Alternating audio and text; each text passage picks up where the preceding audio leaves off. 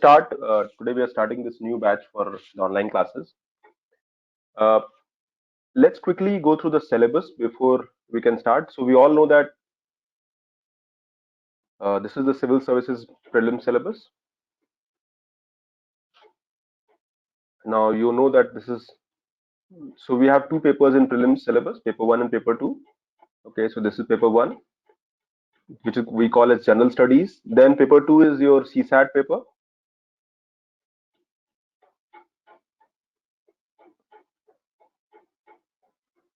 Okay, so paper 2, this is general studies paper 1, paper 2 CSAT paper.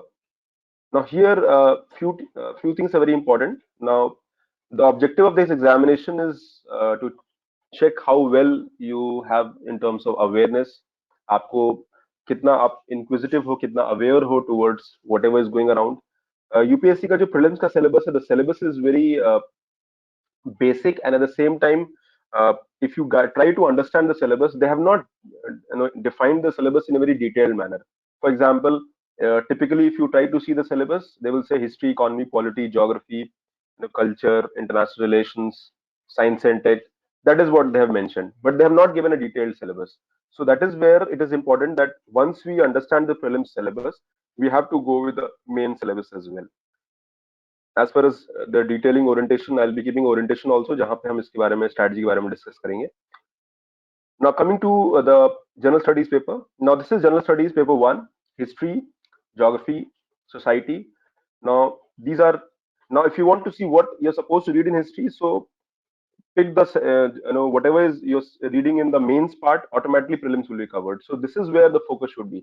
Right from day one, the syllabus for mains is the mains syllabus should be the area where you should be starting. तो अगर आप देखोगे तो जिस पर 1 is about history, geography and society, social justice. Paper 2 is governance, polity, constitution, social and international relations. That is paper 2. Then coming to paper 3, which is economy, technology, science and tech, biodiversity, environment, internal security, and disaster management. This is paper 3. You already know. And of course, the paper 4, that is ethics, integrity, and aptitude. Now, the first thing first, as an aspirant, जो आपकी पहली requirement है that you have to have a good understanding and thorough understanding of the syllabi. अगर syllabi का आपको understanding अच्छा है, then things will start working from for you from the day one. So हमारा जो पहला objective होगा कि हम syllabus को ढंग से समझें. Try to understand the syllabus is should define the preparation process. I'm just showing a face so that you know who is the person at the other end speaking. Now coming to the main syllabus. Now try to see the notification of UPSC. UPSC कहता है the main examination is intended to assess the overall intellectual traits and depth of understanding of candidates rather than merely the range of their information memory. Now the basic thing that you need to understand here is that the basic thing you need to understand is that UPSC as a process is trying to, just give me a few seconds.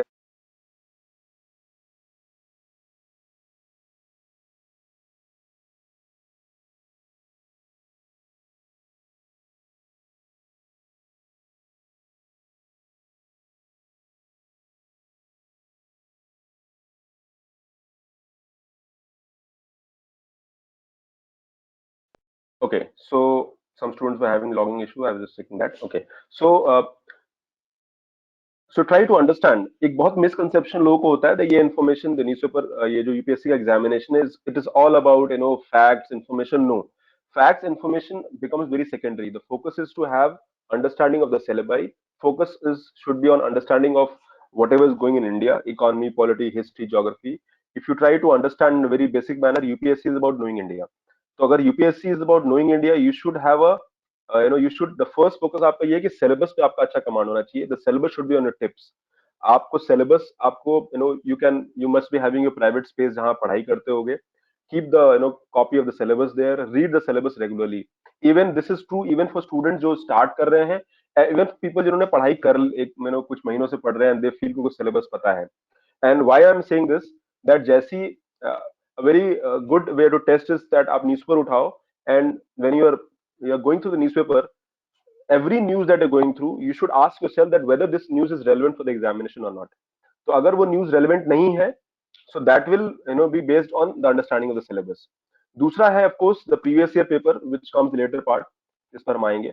Now coming to the reference material, the next 30 lectures जो होंगे हमारे वो NCERT based होंगे. Now what is the objective of NCERT based lecture? एकदम फंडा clear है कि NCERTs में एक बेसिक कमांड डेवलप करना बहुत जरूरी है.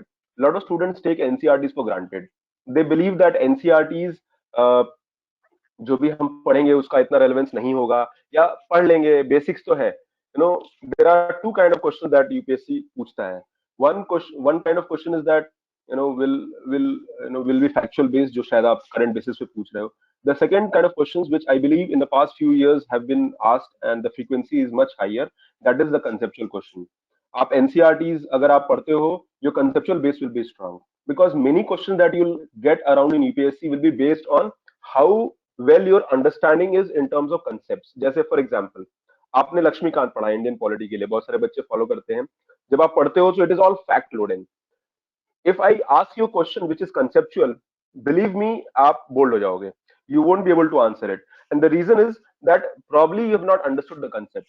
So it is important that UPSC aspirant जितने भी हैं वो लोग NCERTs की जो basic NCERTs उनको पढ़ ले, and that reading should be very thorough. Remember what you have studied in your class 10th or 11th or 12th, you feel that you've read, but believe me UPSC का जो orientation होता है preparation के point of view से वो बहुत अलग हो जाता है. UPSC is focused on your understanding part, conceptual understanding. They are looking the understanding between the lines, understanding check करते हैं. philosophical क्वेश्चन पूछते हैं वो. And for that you need to have a macro understanding. आपको trend, एक chronology का trend understanding होना चाहिए, कंसेप्ट पे अच्छा कमांड होना चाहिए. NCERTs will be the on the beginning part. NCERTs आपका बिगिनिंग पार्ट में कंसेप्ट स्टार्ट करेगा. उसके बाद you can take NCERTs as base material ताकि आप प्रिपरेशन आप नेक्स्ट लेवल पे लेके जाओ. तो हमारा ऑब्जेक्टिव डे वन से ये होगा कि हम अपने एनसीईआरटीज को बेसिक लेवल पर डेवलप कर ले. It will take some time. आपका प्रिपरेशन प्रोसेस में भी 1-1.5 महीना से बढ़ जाएगा, but believe me, in the end it will the circle will be quite complete. NCERTs में 4 सब्जेक्ट के NCERTs बहुत इंपॉर्टेंट है which we have to focus. First is economy, second is Indian polity या आप constitution कह लीजिए, Indian polity and constitution. The third is of course history. Now history is a big area.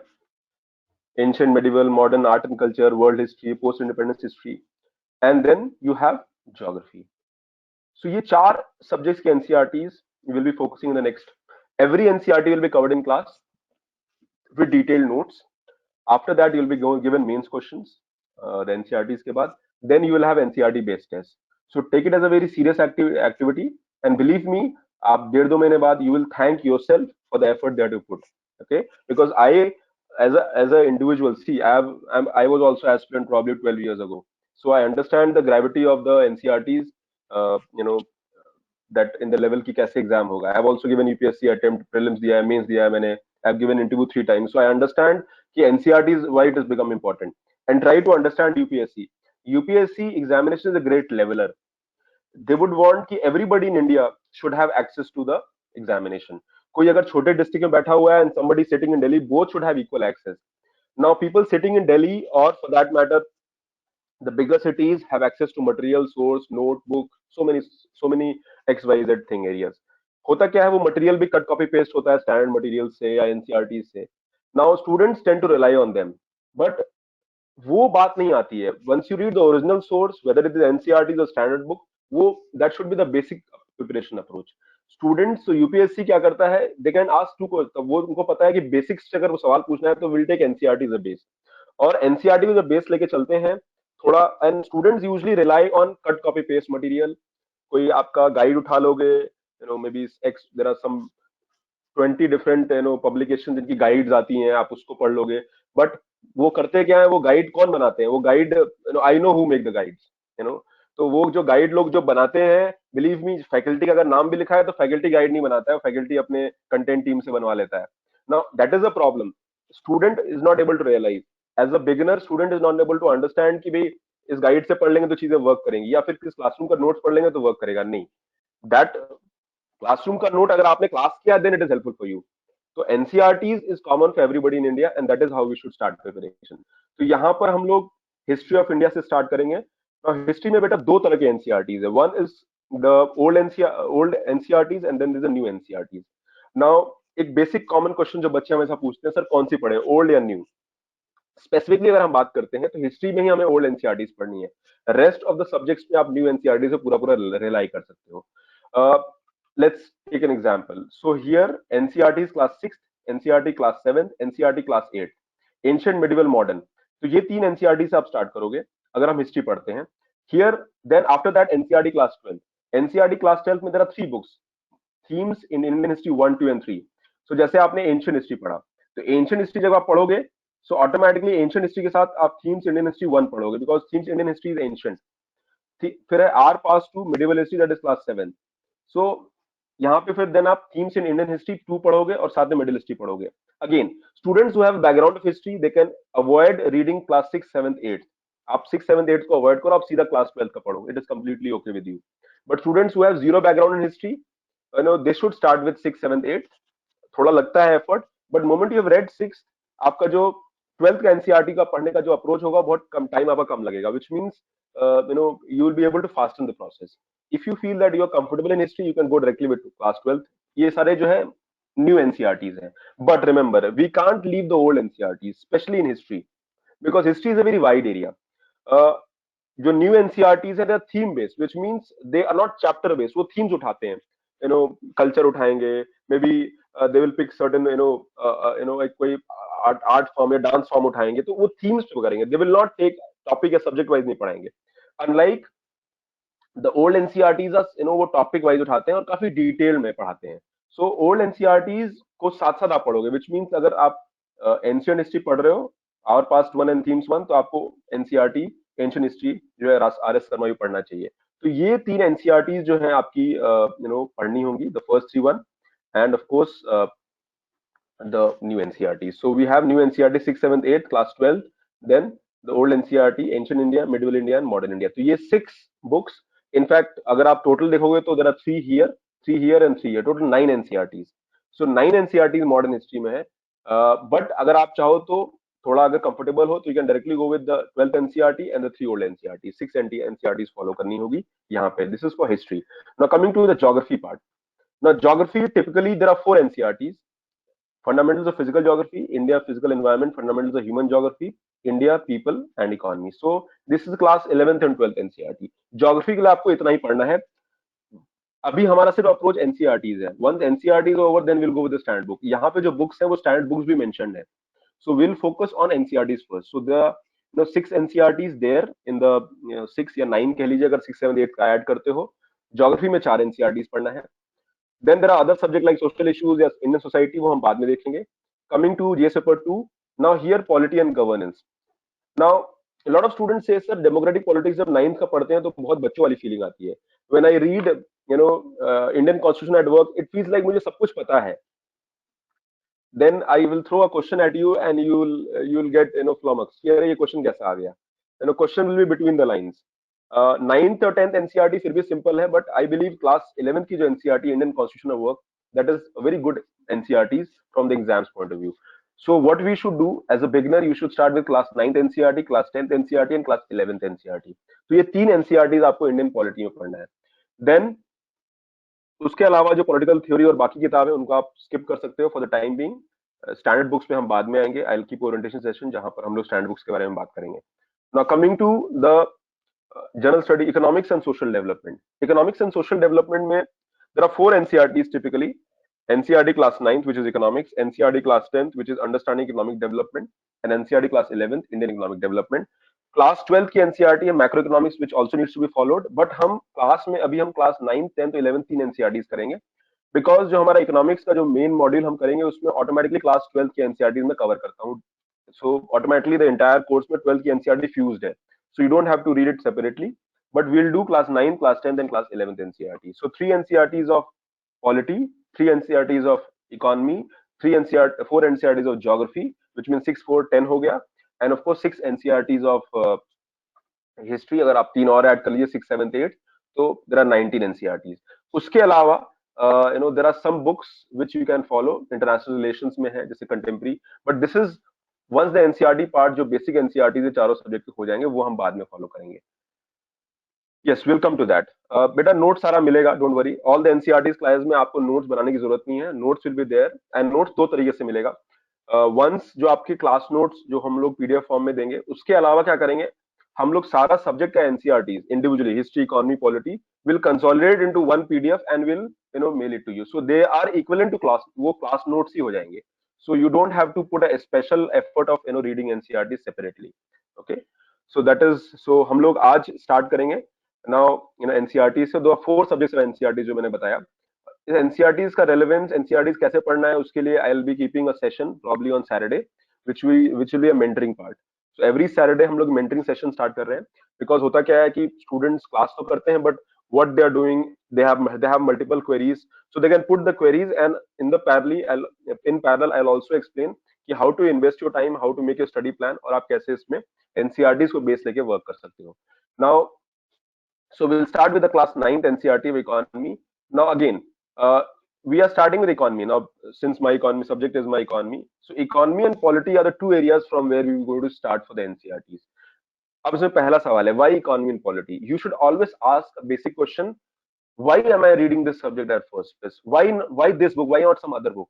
UPSC examination में as a student you should always question everything.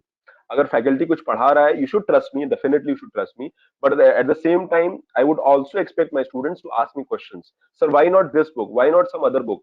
अगर if आपके सामने कोई question आता है, आप कहते हो सर हम 6 से 12 का सारा एनसीईआरटी क्यों ना पढ़े, क्यों हम आप सिर्फ 9th का क्यों बोल रहे हो या 10th का क्यों बोल रहे हो? Why not social science of class 6 and 7? Now, because class 6th, 7th या 8th की NCERTs, they are very basic and you don't require them. आप पढ़ोगे, definitely you will get, but the cost benefit analysis of all the NCERTs are not relevant. There are 40 NCERTs in total, more than 40 NCERTs, 42 NCERTs, out of which मैंने आपको maybe 16 to 20 NCERTs का ही मैंने कहा है जो follow करना है. maybe some people जो कि साइंस बैकग्राउंड के लिए होंगे तो उनके मेरे आईआर का एनसीईआरटी एक आध बढ़ जाएगा, but you will not cross more than 20 NCERTs. That is more than sufficient. Try to understand. Examination में हमारा filtering system बहुत strong होना चाहिए. If your filtering system is strong, things will work for you. ये examination is not about you reading everything, and you have to do a cost benefit analysis of everything. तो हम उनको पहले पढ़ेंगे which has high priority, and will keep other areas as lower priority or less priority areas. अगर आपका फिर भी मन करता है that you want to read NCERTs beyond these, you can we can discuss on that. You can follow on as a self reading part, but these NCERTs are highly relevant from the exams point of view. Coming to the relevance of, इसमें दो NCERTs का relevant exam point of view से बहुत directly देखने को मिलता है, that is history and geography. Why I'm telling history and geography? Because history and geography से direct questions आपको NCERT में prelims से मिल जाएंगे. इकोनॉमी एंड पॉलिटी में जो क्वेश्चंस आपको डायरेक्ट नहीं मिलेंगे, but they will develop the basic concept, and after developing the basic concept, once you go for the advanced classes, तो आपके जो है वो चीजें जो है, और फिर वहां से आपको क्वेश्चंस मिलेंगे. बट हिस्ट्री एंड ज्योग्राफी ऐसे सब्जेक्ट्स हैं जिसमें आपको डायरेक्टली क्वेश्चन मिलेंगे, in the through NCERTs only आपको प्रीलिम्स और मेंस में क्वेश्चन मिलेंगे. Again as I said, NCERTs are base building. Lot of people have this in their mind कि एनसीईआरटीज पढ़ लेंगे तो क्वेश्चन निकलना शुरू हो जाएंगे. नो, एनसीईआरटीज पढ़ेंगे तो हो सकता है कुछ क्वेश्चन निकलना शुरू हो जाए, but for UPSC to crack, देखिए prelims, try to understand UPSC. Prelims is the toughest part of the competition. First stage, because almost 10 lakh people apply for the form, but 3-4 lakh लोग या 3.5 to 4 lakh people apply for the for the prelims. तो अब आप सोचो कि out of that 3% people clear the prelims. तो वो वहां पे जो कंपटीशन होता है, it is very high, and that is where it is important कि वहां जो एंट्री लेवल पे हमारा जो एफर्ट है वो सबसे ज्यादा होना चाहिए. तो वहां पर कंपटीशन को हमें क्रैक करना है, तो हम we can't take any chances. तो हमारा focus, but remember general studies is very wide. UPSC अगर आप सिलेबस देखोगे तो इन सम एरियाज बहुत जनरिकली मेंशन्ड है. दे हैव नॉट स्पेसिफाइड कि आपको ये टॉपिक पढ़ना है या ये इसमें पढ़ना है. मेंस का सिलेबस डिफाइंड है, बट प्रीलिम्स का सिलेबस डिफाइंड नहीं है. सो दैट इज वेयर हम लोग एनसीईआरटीज को बेस लेके चलेंगे. एनसीईआरटीज को यूपीएससी डायरेक्टली मेंस और प्रीलिम्स के सवाल पूछ देते हैं. Even in economy and polity you will find, I will tell you, अगर आप 2016 के प्रीलिम्स की क्वेश्चन देखोगे, स्पेशली अगर मैं पॉलिटी की बात करता हूँ, इवन इकोनॉमी के भी आप बहुत सारे क्वेश्चन आप देखोगे, so they are directly from prelims. मतलब आपको डायरेक्टली क्वेश्चन प्रीलिम्स में निकले हैं, and these questions are little conceptual, and you will feel like अरे ये क्वेश्चन तो बहुत सिंपल लग रहा है, and you will make mistake. Many times polity के जो क्वेश्चन आ रहे हैं they are coming from philosophy, they have philosophical bent. Philosophical bent कहने का मतलब क्या? Let's take an example. Rule of law क्या होता है? Rule of law means we have Indian system, for that world system है, उसमें रूल ऑफ लॉ है. रूल ऑफ लॉ का मतलब है कि law should be above everybody and everybody is suppose to follow law. अब वो रूल ऑफ लॉ को डायरेक्टली नहीं पूछेंगे, इनडायरेक्टली पूछ लेंगे. रूल ऑफ लॉ आपकी फ्रीडम बढ़ाता है, रूल ऑफ लॉ आपकी फ्रीडम कम कर देता है, and suddenly you are confuse because you have read the definition of rule of law, but you have not been able to understand rule of law conceptually. You know एक student जिसने अच्छे से पढ़ा है सब्जेक्ट्स, हु हैज एनसीईआरटीज को बहुत ढंग से पढ़ा है, who has read it multiple times, who can read between the lines, believe me they have a higher chance of cracking the question. So prelims is the toughest part of the examination. 16-17 के बाद UPSC में एक trend आया है where suddenly they are asking conceptual questions, and they are asking questions on trends, chronology पे सवाल पूछ रहे हैं. they are not asking direct questions, and that is where the competition is becoming tougher every day. And I'm telling you, nobody with certainty can say they can crack prelims. मैं आज भी मानता हूं even the class rank 1 of India, उससे पूछोगे कि आप prelims निकाल पाओगे, वो कहेगा डाउट है, प्रीलिम्स का एग्जाम देने के बाद ही बता पाएंगे निकल पाएगा नहीं निकल पाएगा. So we have to ensure that we don't take any chances, and NCERTs are completely you have to cover them. It might take 1 or 2 months, but believe me उसके बाद आपको कॉन्फिडेंस होगा, वो डेवलप हो जाएगा. एंड एनसीईआरटी सिर्फ पढ़ना नहीं है, you have to solve questions, you have to write answers, you have to read it properly. NCERTs में जो आपके असाइनमेंट्स होते हैं उनको भी पढ़िए. Everything is which is mentioned will make certain sense. So we are going to start with today with NCERT class 9 lecture 1. अगर आप क्लास 9 का लेक्चर 1 देखते हो, सो इस एनसीईआरटी में 4 चैप्टर्स हैं. Village of story of village Palampur, people as resource, third is poverty as challenge, and fourth is food security of India. जो हमारा आज का ऑब्जेक्टिव है, story of village Palampur and people as resource. तो हमारा ऑब्जेक्टिव होगा इन दोनों जो है एनसीईआरटीज को पढ़ना. तो अब हम एनसीईआरटीज जो है हमको देख लेते हैं. जैसे पीपल एज रिसोर्स जो एनसीईआरटी है, तो उसको let's see this book all together. Sorry.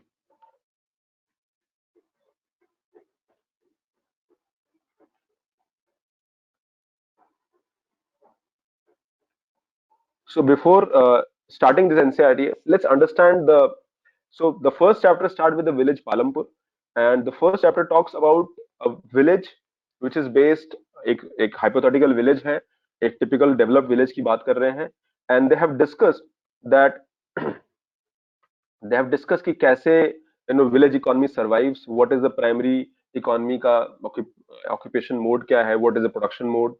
So they have discussed entirely. और हमारा ऑब्जेक्टिव है, इसके पूरे क्रिस्प में शॉर्ट नोट्स मैंने पीपीटी में डाले हुए हैं, which means after the class you just have to read these the NCERT, और इस क्लास नोट्स को आप पैरेलली आप इसको कॉम्प्लीमेंट कर सकते हो. नाउ सो पहला है village of Palampur. Now village of Palampur is based on hypothetical village Palampur, and this ये जो विलेज है, ये विलेज है automatically it is based on a village in west UP. West UP एक डेवलप पार्ट है इंडिया का in terms of agriculture. Yes, Palampur okay, hill station भी है. ओके, ठीक है. So Palampur is a village, hypothetical village है. It is based on a village in west UP. Bulandshahr एक जगह है, वहां के बेसिस पे बेस पर ये बनाया गया है पूरा. तो लेट्स अंडरस्टैंड दिस विलेज.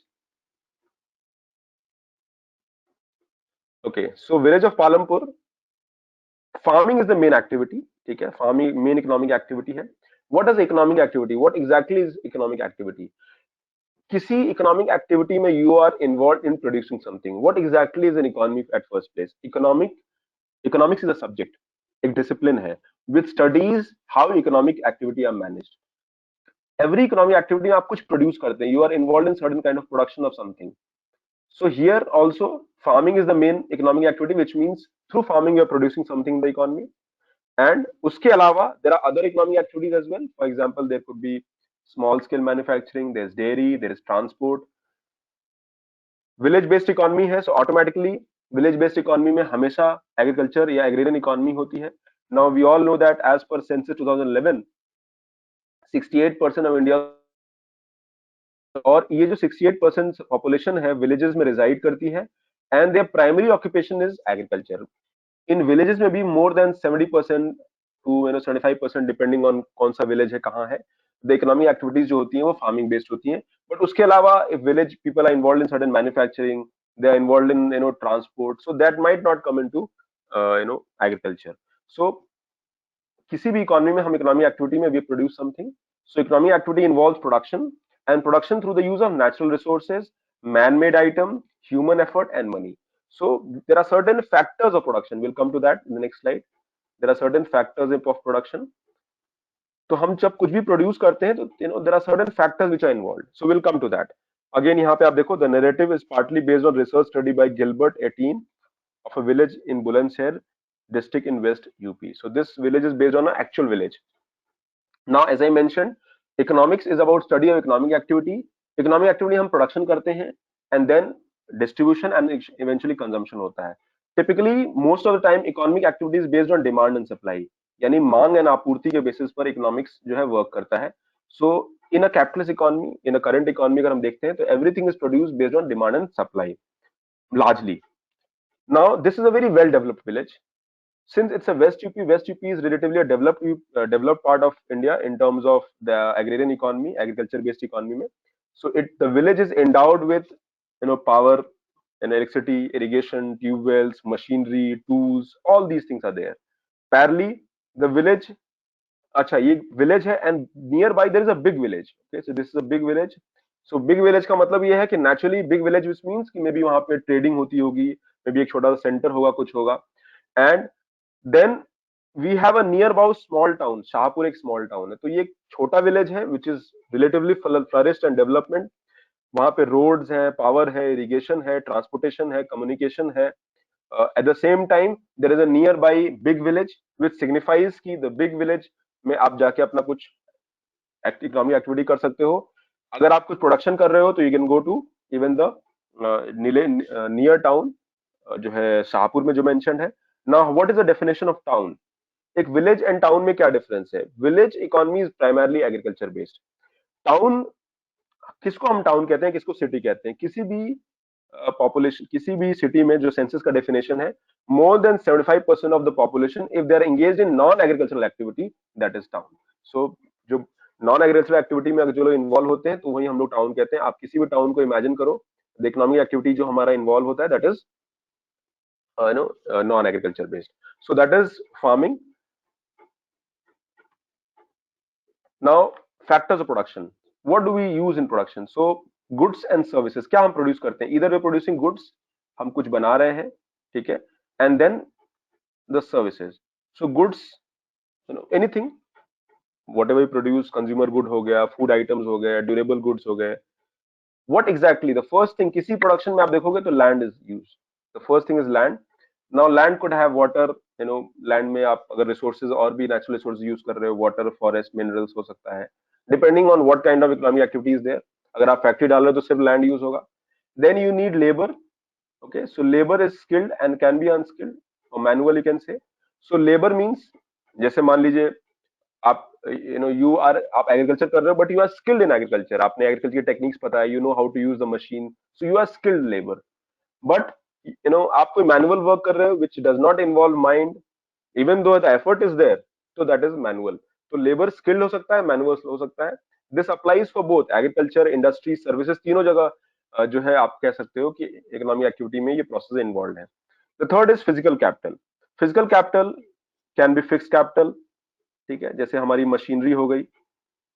मान लीजिए आप मशीनरी यूज कर रहे हो, you are using some kind of tools, tractors, harvesting machines और व्हाटएवर, थ्रेशर, या फिर आप money, you are using money, okay, या फिर you are using some kind of raw material. So that will also come as a raw material can be used for input. So अगर हम factory में कुछ produce कर रहे हैं, so we have a raw material. So all these come under the category of physical capital. So you have land, labor, capital, and the fourth one is human effort. So somebody is enterprising, somebody has started that business. वो एक छोटी सी दुकान होगी या छोटा सा factory unit होगा और मे बी एग्रीकल्चर लैंड होगा. So there is somebody who is an entrepreneur who is started, and वो जो स्टार्ट करेगा या करेगी whatever, so they will be putting human capital. वो अपना एफर्ट पुट करेंगे, naturally they must be having certain kind of skill. So these are four factors which are involved in the production process. और ये economic activity कहीं भी हो, India में हो, वर्ल्ड में हो, कहीं भी हो, एग्रीकल्चर में हो, इंडस्ट्री हो, सर्विसेज में हो, everywhere you will see that these are the four factors of production which are utilized in the economic activity. Now coming to the next level. Now story of village Palampur. Now as I mentioned, economic activity based क्या है, agriculture है, land is fixed, land can not change and 75% of the population is dependent on that. अब आपको क्या करना है, land को optimise करना है. Economics is also about optimising the resources. Land क्या है, एक आपका रिसोर्स है. अभी तक हमने इकोनॉमिक्स को कैसे पढ़ा, we studied and understood economics as a subject which is basically involve in some economic activity where हम कुछ प्रोड्यूस कर रहे हैं या गुड्स या सर्विसेज. हाउएवर, बट आप जब रिसोर्सेज या फिर फैक्टर ऑफ प्रोडक्शन आप जब यूज कर रहे हो, you need to also understand that certain things are fixed, या कुछ चीजें बढ़ नहीं सकती हैं. Land is fixed, labour fix नहीं है, ह्यूमन कैपिटल फिक्स शायद नहीं होगा, it will we might have more, labour ज्यादा हो सकता है, but land will always be fixed. So here what we are witnessing, that land is fixed.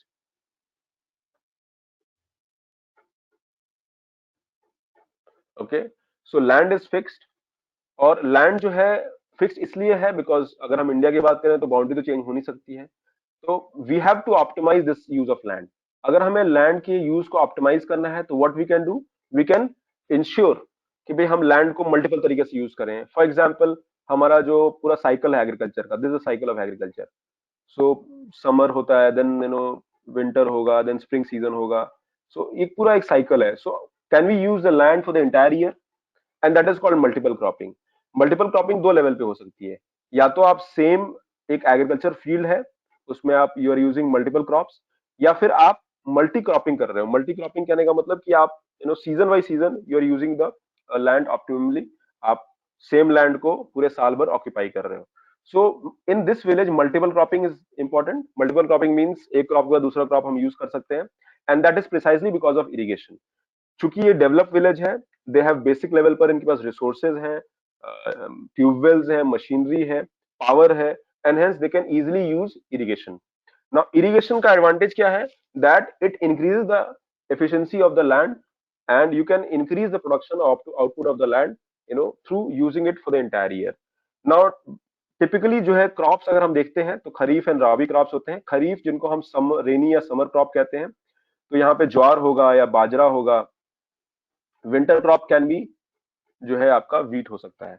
So rabi is winter crop, kharif is your summer crop. तो हम ये देखने को मिलते हैं, जैसे अभी आप देखो क्या हो रहा है. Right now we are harvesting rabi crop. जो है राबी क्रॉप का टाइम आ गया है कि उस विंटर क्रॉप, समर क्रॉप जो है, खरीफ क्रॉप जो जिसको हम बोलते हैं, they will start around maybe June और जुलाई.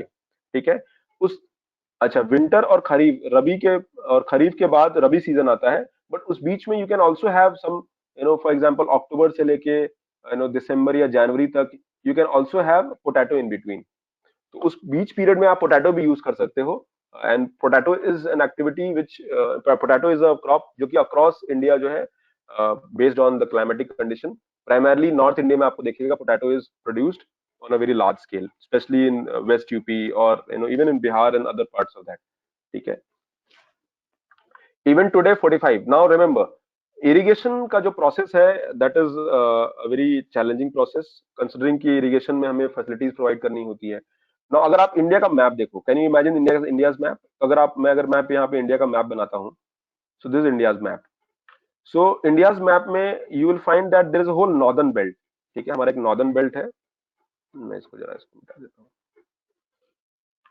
सो जैसे मान लो ये इंडियाज मैप है, तो इंडिया मैप में जो ये नॉर्दर्न पूरा बेल्ट है हमारा, it is so there are two rivers, rather multiple river जो है आपके हैं, Ganga and tributary, then Yamuna and tributary, and इधर ब्रह्मपुत्रा है जो नॉर्थ ईस्ट से आती है, and then of course we have Indus and its tributaries. तो आपका जो पूरा नॉर्थ इंडिया है, whether north west India, north east India, these are highly irrigated zones, and the reason why they are irrigated is because available of perennial rivers. साल भर rivers हैं जो perennial rivers हैं, इनके पास अच्छा flow है. These are Himalayan rivers and they provide for good economic activity in terms of agriculture in India. उसके अलावा if you try to see जो हमारे इंडिया में बाकी एरियाज हैं, एक तो कोस्टल जो एरियाज हैं जहां पे भी आप कह सकते हो कि एक एग्रीकल्चर इकोनॉमिक एक्टिविटी जो है देखने को मिलती है. So here, so this North India and the coastal part, because why coastal part, because coastal part gets heavy rainfall. So यहाँ पर आप देखोगे कि agriculture activity is higher, even rain water availability भी यहाँ पे रहता है. In coastal areas में भी there are some rivers which are there which are perennial. This is the part of India जो कि आप कह सकते हो Deccan Plateau वाला area. This is water scarce region. ये वाटर स्कैर्स रीजन है एंड यहाँ पे सबसे ज्यादा हमें प्रॉब्लम देखने को मिलती है. So what do we see that even today around 45% of India, 48% अगर नीति आयोग का आप रिपोर्ट देखोगे, 48% of India is actually irrigated. In fact irrigated में हम लोग ऐसे मेजर नहीं करते हैं, हम लैंड वाइज अगर देखेंगे कि लैंड कितना इरिगेटेड है तो hardly 40% of India land is irrigated, which means even today 60% of India cannot follow multiple cropping in nature. Multiple cropping follow नहीं कर सकते हैं, and that is one of the biggest disability that we even face today. So our objective as a our objective as a economy should be how do we ensure कि हमारे पास resources उन areas में पहुंचे, water हो, irrigation हो, facilities हो, जो water surplus region है वहां से water deficit region में कैसे पानी आए, वो कैसे हम वहाँ पे इरिगेशन को हम इंश्योर कर पाए. So that will boost the agriculture productivity. और वो same land can have 3 times output, but it is not so simple because we have a huge population. At the same time the money and the resources that is needed इस infra facility को develop करने के लिए, दैट इज huge.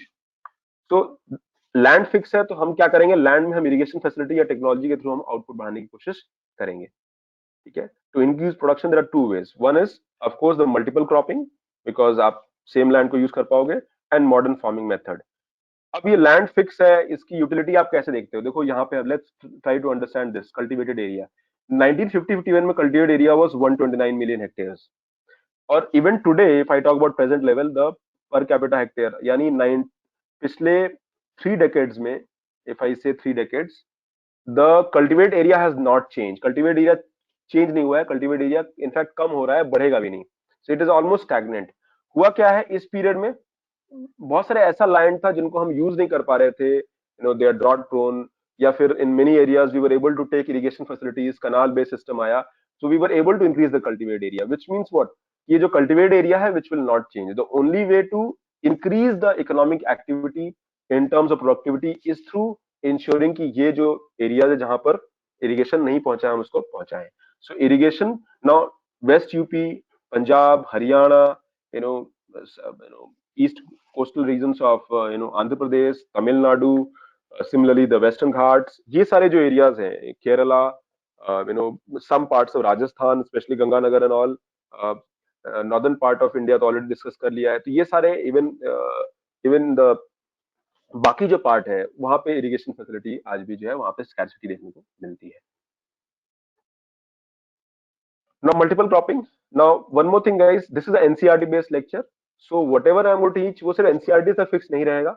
I have taken the liberty of adding extra content also. NCERTs जो आपको book में मिलेगा उसके अलावा भी हमें यहाँ पे 30-40% आपको कंटेंट अधिक मिलेगा. Okay, so you should not feel कि हम सिर्फ NCERTs पढ़ रहे हैं, we are going beyond that. Now what exactly is multiple cropping? Now multiple cropping, which means you are trying to use, you are intensifying the land's use through and it is sustainable also. You can use two or more crops grown at the same time or in a sequence. तो या तो आप multiple crops same land पे use कर रहे हो और across seasons भी आप कर रहे हो. So there are multiple types of multiple cropping जो हम देख सकते हैं यहाँ पे. विलेज ऑफ पालमपुर में जो मल्टीपल क्रॉपिंग जो अंडरस्टूड है वो that is season wise, that means entire area आप यूज कर पा रहे हो. ठीक है. So that is the definition of multiple cropping. Both ways you can use for the entire year, after rabi kharif, then zaid, rabi kharif, some in between, बीच में 2 महीने का पीरियड है, आपने उसमें वेजिटेबल्स जो है ग्रो कर लिया. So like that. और you can use the same land for multiple crops, that is also there. जैसे इंटरक्रॉपिंग होता है, जैसा मैंने बताया, एक crop one, you have crop one, then you have crop two. इस तरह से आप एग्रो फॉरेस्ट्री एक पूरा लैंड है, एग्रीकल्चर कर रहे हो और साइड में आपने पेड़ लगा दिए. ठीक है. एंड यू विल इंश्योर कि वो पेड़ ऐसे हो which have straight deep roots, मतलब वो दे विल, उनके रूट जो है वो ऐसे नहीं होंगे वो आपके फॉरेस्ट में आए, आपके सॉरी लैंड, एग्रीकल्चर लैंड में आएंगे. नाउ दीज जो ट्रीज हैं इनको आप बाद में you can use it, sell it if required, and that will also provide fodder for economic activity के पॉइंट ऑफ व्यू से अच्छा है, एंड बाद में आप इससे अर्निंग भी कर सकते हो. So multiple cropping.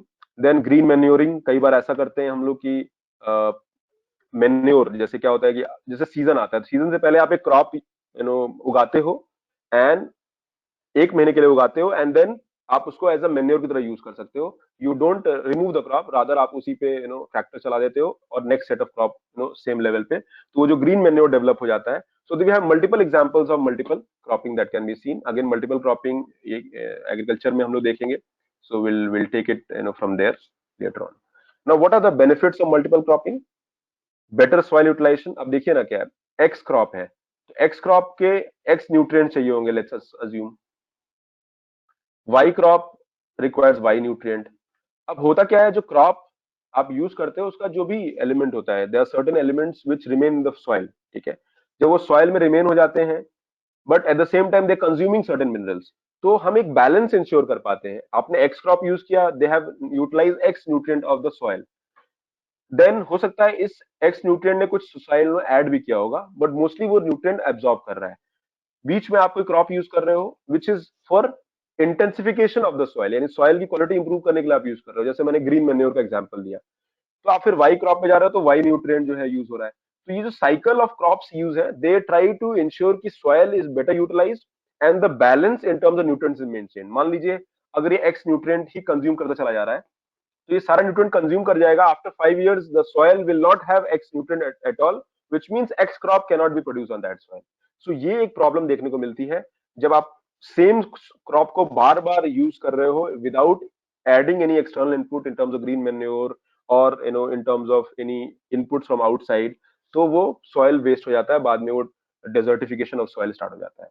So first is to ensure the better utilization of soil. Second is the yield will go up because soil की जो natural health है improve हो गई, increase in yield होगा, crop production will increase, later on the exports can increase if economy के में overall macro level पे activity बढ़ती है। Export से we can earn foreign exchange earnings, we can earn dollars through export. Cost of input decrease because जो आपके एक crop दूसरे क्रॉप पे जा रहे हो, तो एक्स क्रॉप कुछ ऐड कर रहा है एंड वाई क्रॉप कुछ ऐड कर रहा है, जो whatever is Y crop is adding it is supplementing the X crop. तो एक तरह से साइकिल है, they are able to meet and complement each other. तो वो उससे क्या होता है, ओवरऑल क्रॉप जो है कम हो जाता, कॉस्ट कम हो जाता है in comparison to individual crops. Reduce pest and disease attack because soil is rich in terms of nutrients and minerals. So the ये जो प्रॉब्लम्स होती है वो कम हो जाती हैं। And of course it provides balance diet and more crops can produce. Weedification यानी weeds को कंट्रोल कर सकते हैं, सॉइल फर्टिलिटी इंप्रूव हो जाएगा। तो ये सारे बेनिफिट्स हमारे जो है हो सकते हैं मल्टीपल क्रॉपिंग के लिए। Again as I mention, agriculture एक अपने आप में अलग टॉपिक है, where I will be taking some 5-6 lectures in detail, so we'll come to those lectures in detail. Now kharif crop हो गया, monsoon crop planted in June, harvested in October. What are kharif crops? Example क्या होंगे? Rice, cotton, maize, groundnut. So these are kharif crop. Then rabi crop which are winter crop, planted in November, harvested in April. अभी जो आप देख रहे हो rabi crop का time है।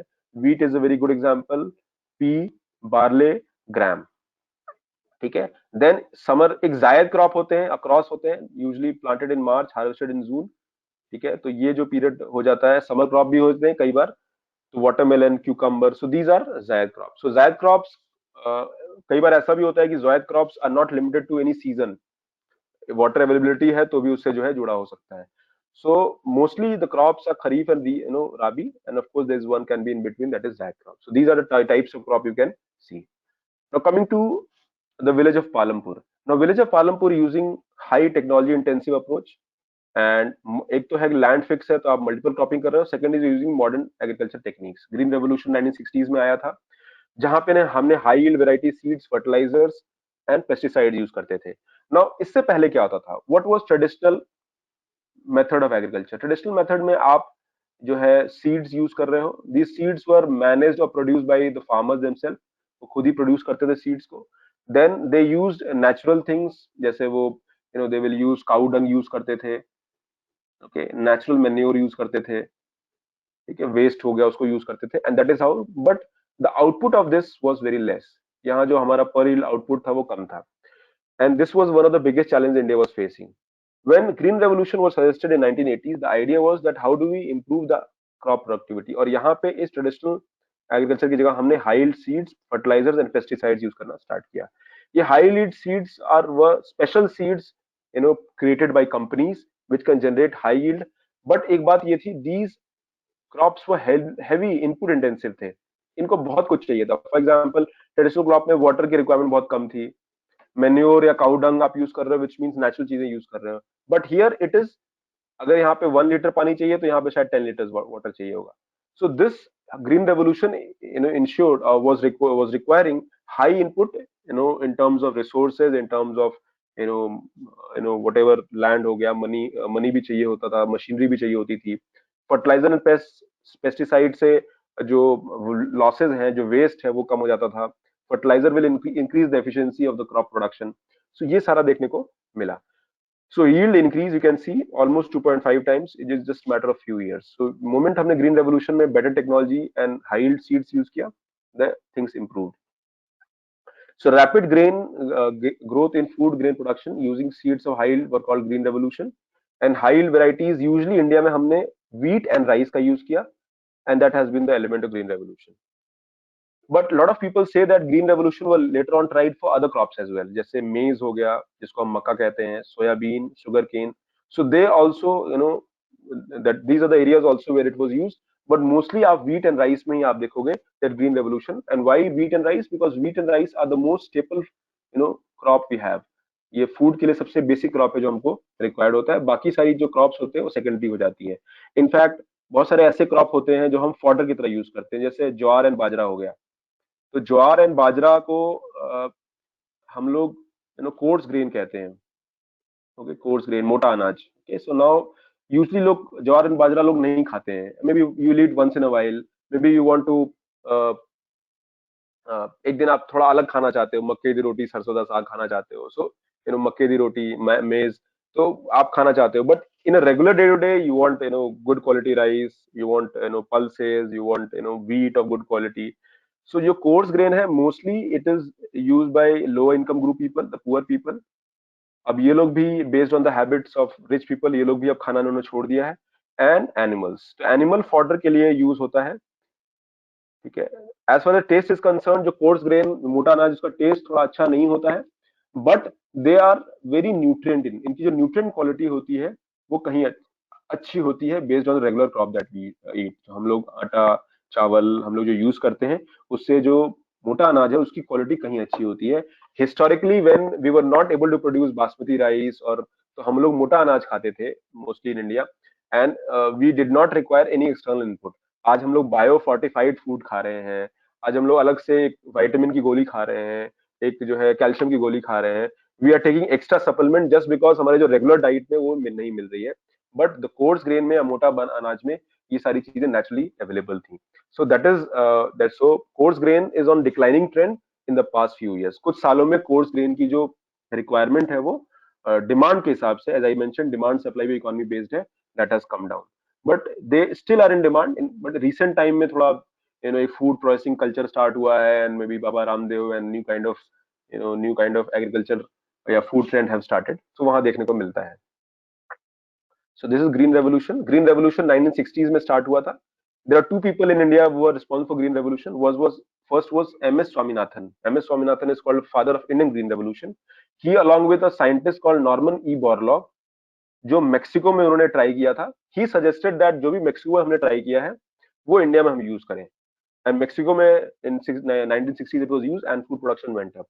So Norman Borlaug was able to use some dwarf varieties of wheat, and that is how उन्होंने कहा कि ये जो वैरायटी है वो इंडियन क्लाइमेटिक कंडीशन के लिए बहुत सुटेबल है, एंड दैट इज हाउ लर्मा, राजो and Sonara 64 were chosen.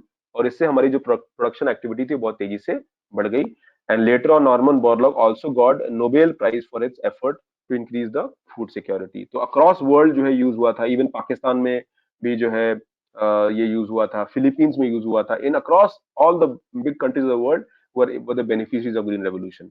So India also was able to face the benefit, was able to use the benefit, and accordingly हमारी जो डिपेंडेंसी थी फूड की, imports की, वो काफी हद तक कम हो गई। So we have discuss high yield variety seeds, chemical mechanization, agriculture, irrigation.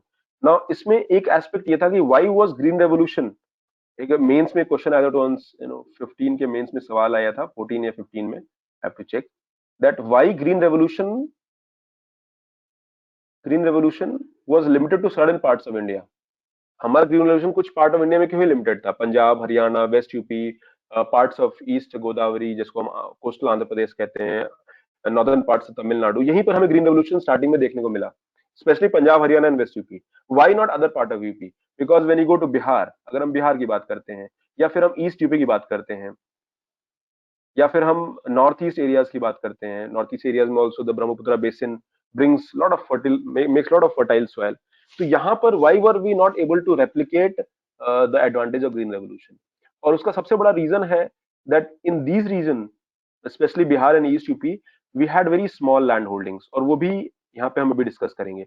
तो जो स्मॉल लैंड होल्डिंग्स मतलब कि जो छोटे छोटे फील्ड थे, पीपल जिनके जो भी जिनके पास भी लैंड था, दे वर इन पोजेशन, और यहाँ पे relatively population size was high, so population भी यहाँ ज्यादा था एंड स्मॉल लैंड होल्डिंग्स था, plus all these inputs required input, जैसे मैंने कहा इनपुट इंटेंसिव था, यानी जिनके पास पैसा होगा वही कर पाएंगे, which means bigger farmers who have resources money, and automatically ये एक रीजन था। दूसरा रीजन ये था, the people in Punjab Haryana were more enterprising, वो लोग enterprising भी थे, they were risk taking ability इनके अंदर ज्यादा थी।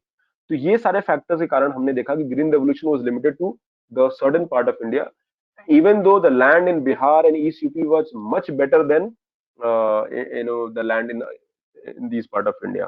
तो लैंड जो हमारा सबसे जो फर्टाइल लैंड है वो बिहार में है, ईस्ट यूपी वाले एरियाज में है, यहाँ पे इंडिया का इवन जो असम वैली है वहां भी लैंड जो है बहुत फर्टाइल है, but where we were not able to replicate, और वहां पे same old traditional farming was able to continue. So one reason was of course the small farmers were there, they did not had land, poverty was high, government का support भी नहीं था, because अगर वो states भी week थे, उनकी income भी कम थी, and here government played a very strong role. यहाँ गवर्नमेंट ने सब कुछ प्रोवाइड किया, electricity, power, free electricity, revolution for एक तरह से ट्यूबवेल का जो है इरिगेशन स्टार्ट हुआ एट मास लेवल। पहले पर्शियन व्हील, अगर आपने पुरानी पिक्चरों में देखा होगा, गानों में, तो पर्शियन व्हील चलता था, एंड वो पर्शियन व्हील से पानी जो है कुएं से निकालते थे। Now that was replaced by mechanized motor system, submersible, big machines. So that is how things got change. तो ये हमने देखा ग्रीन रेवोल्यूशन, मैंने ऑलरेडी ये डिस्कस किया क्यों, why it was limited. Later on the benefits of green revolution जब आया, तो यूपी बिहार में भी देखने को मिला, बट द मॉडल विच जो scale of model in countries में, इन स्टेट्स में था, वो मॉडल हम रेप्लिकेट नहीं कर पाए। So that was the aspect of green revolution। there are list of fertilizers, nitrogenous fertilizer होते हैं, फॉस्फेट, पोटेशियम। हम लोग जब फर्टिलाइजर पढ़ेंगे, मिनरल्स पढ़ेंगे, तो हम लोग एक एनपीके देखते हैं। ओके, सो एनपीके ये होता है nitrogenous, phosphate and potash, NPK. तो ये एनपीके का रेशियो होता है यूजली 4:2:1। एक किसी भी एग्रीकल्चर लैंड में ये optimum ratio is needed for agricultural activity. तो ये लैंड में चाहिए होता है 4:1, और अगर ये रेशियो डिस्टर्ब्ड है तो हम इसमें एक्सटर्नल इनपुट प्रोवाइड करके हम ये रेशियो को मेंटेन करने की कोशिश करते हैं। So these nitrogenous fertilizers are very important for plant growth, are essential for food production.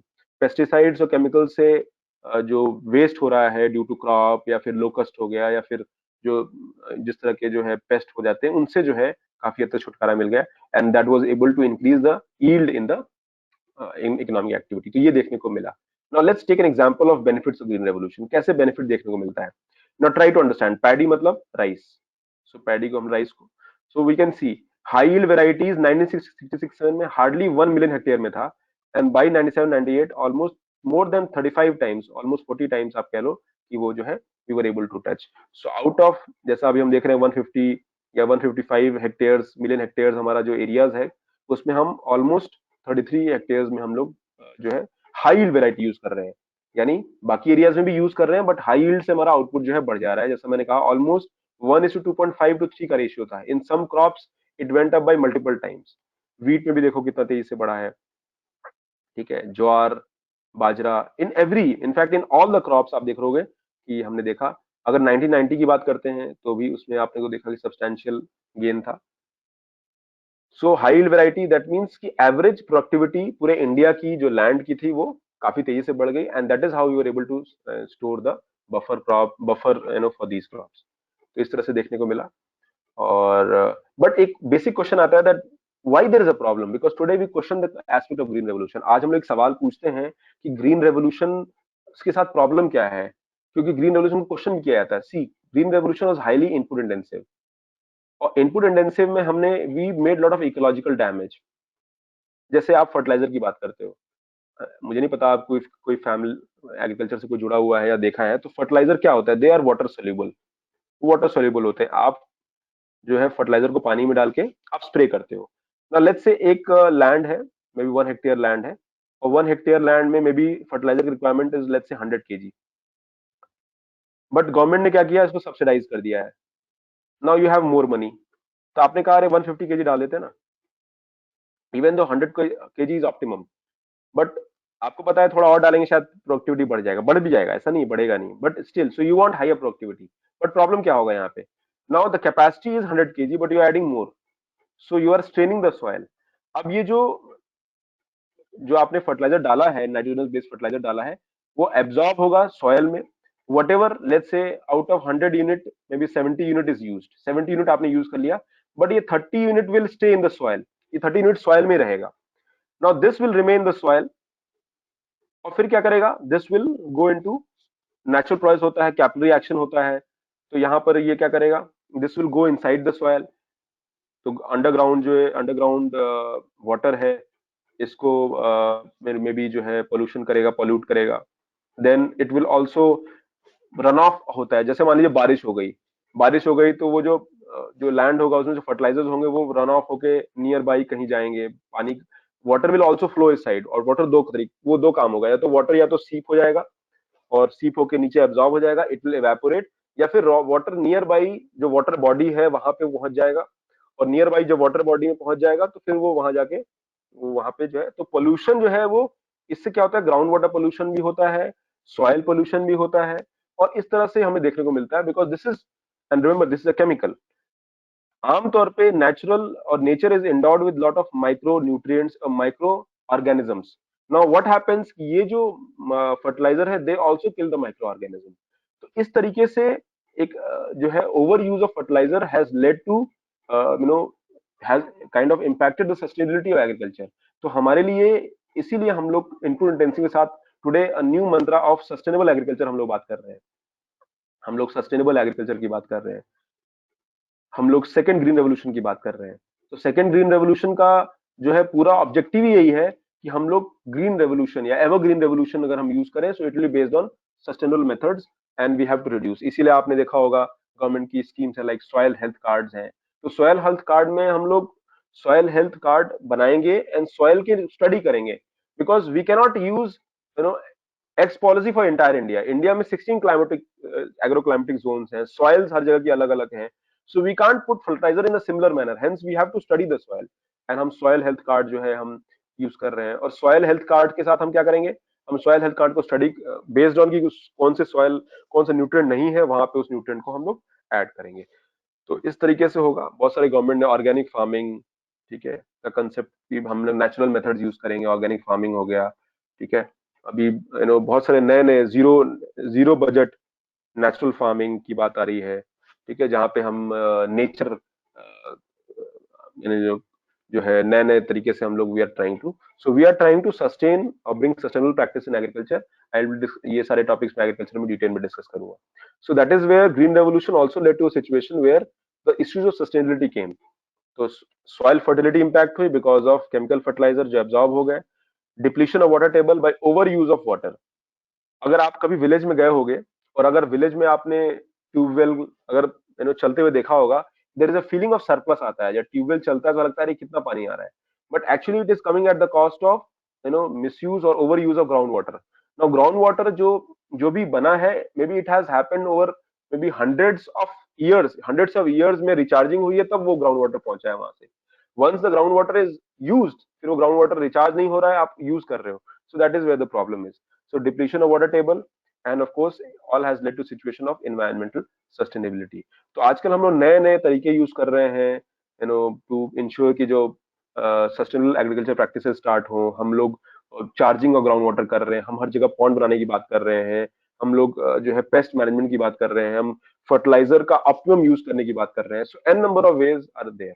So green revolution also led to situation of issues of sustainability, and specially states like Punjab, Haryana, specially Punjab में बहुत ज्यादा problem देखने को मिल रहा है। Now coming to the demographic structure, village of Palampur में लगभग 450 फैमिलीज हैं, with 80 upper caste families, 150 scheduled caste. ये जो शेड्यूल्ड कास्ट जिनको हम दलित्स भी कहते हैं, देर आर लैंडलेस, ठीक है, यानी इसमें से 1/3 फैमिलीज के पास विलेज ऑफ पालमपुर में कोई लैंड नहीं है। उसके अलावा 240 फैमिलीज ऐसी हैं जिनके पास लेस देन 2 हेक्टेयर है, विच मीन्स अगर 450 हम लेते हैं माइनस 150, जिनके पास लैंड है तो 300, 300 माइनस 240, यानी only 60 people in the village या 60 families in the village have land, और यहाँ पे जिनके पास 2 हेक्टेयर ज्यादा है, बाकी जो 240 लोग हैं उनके पास छोटे लैंड है।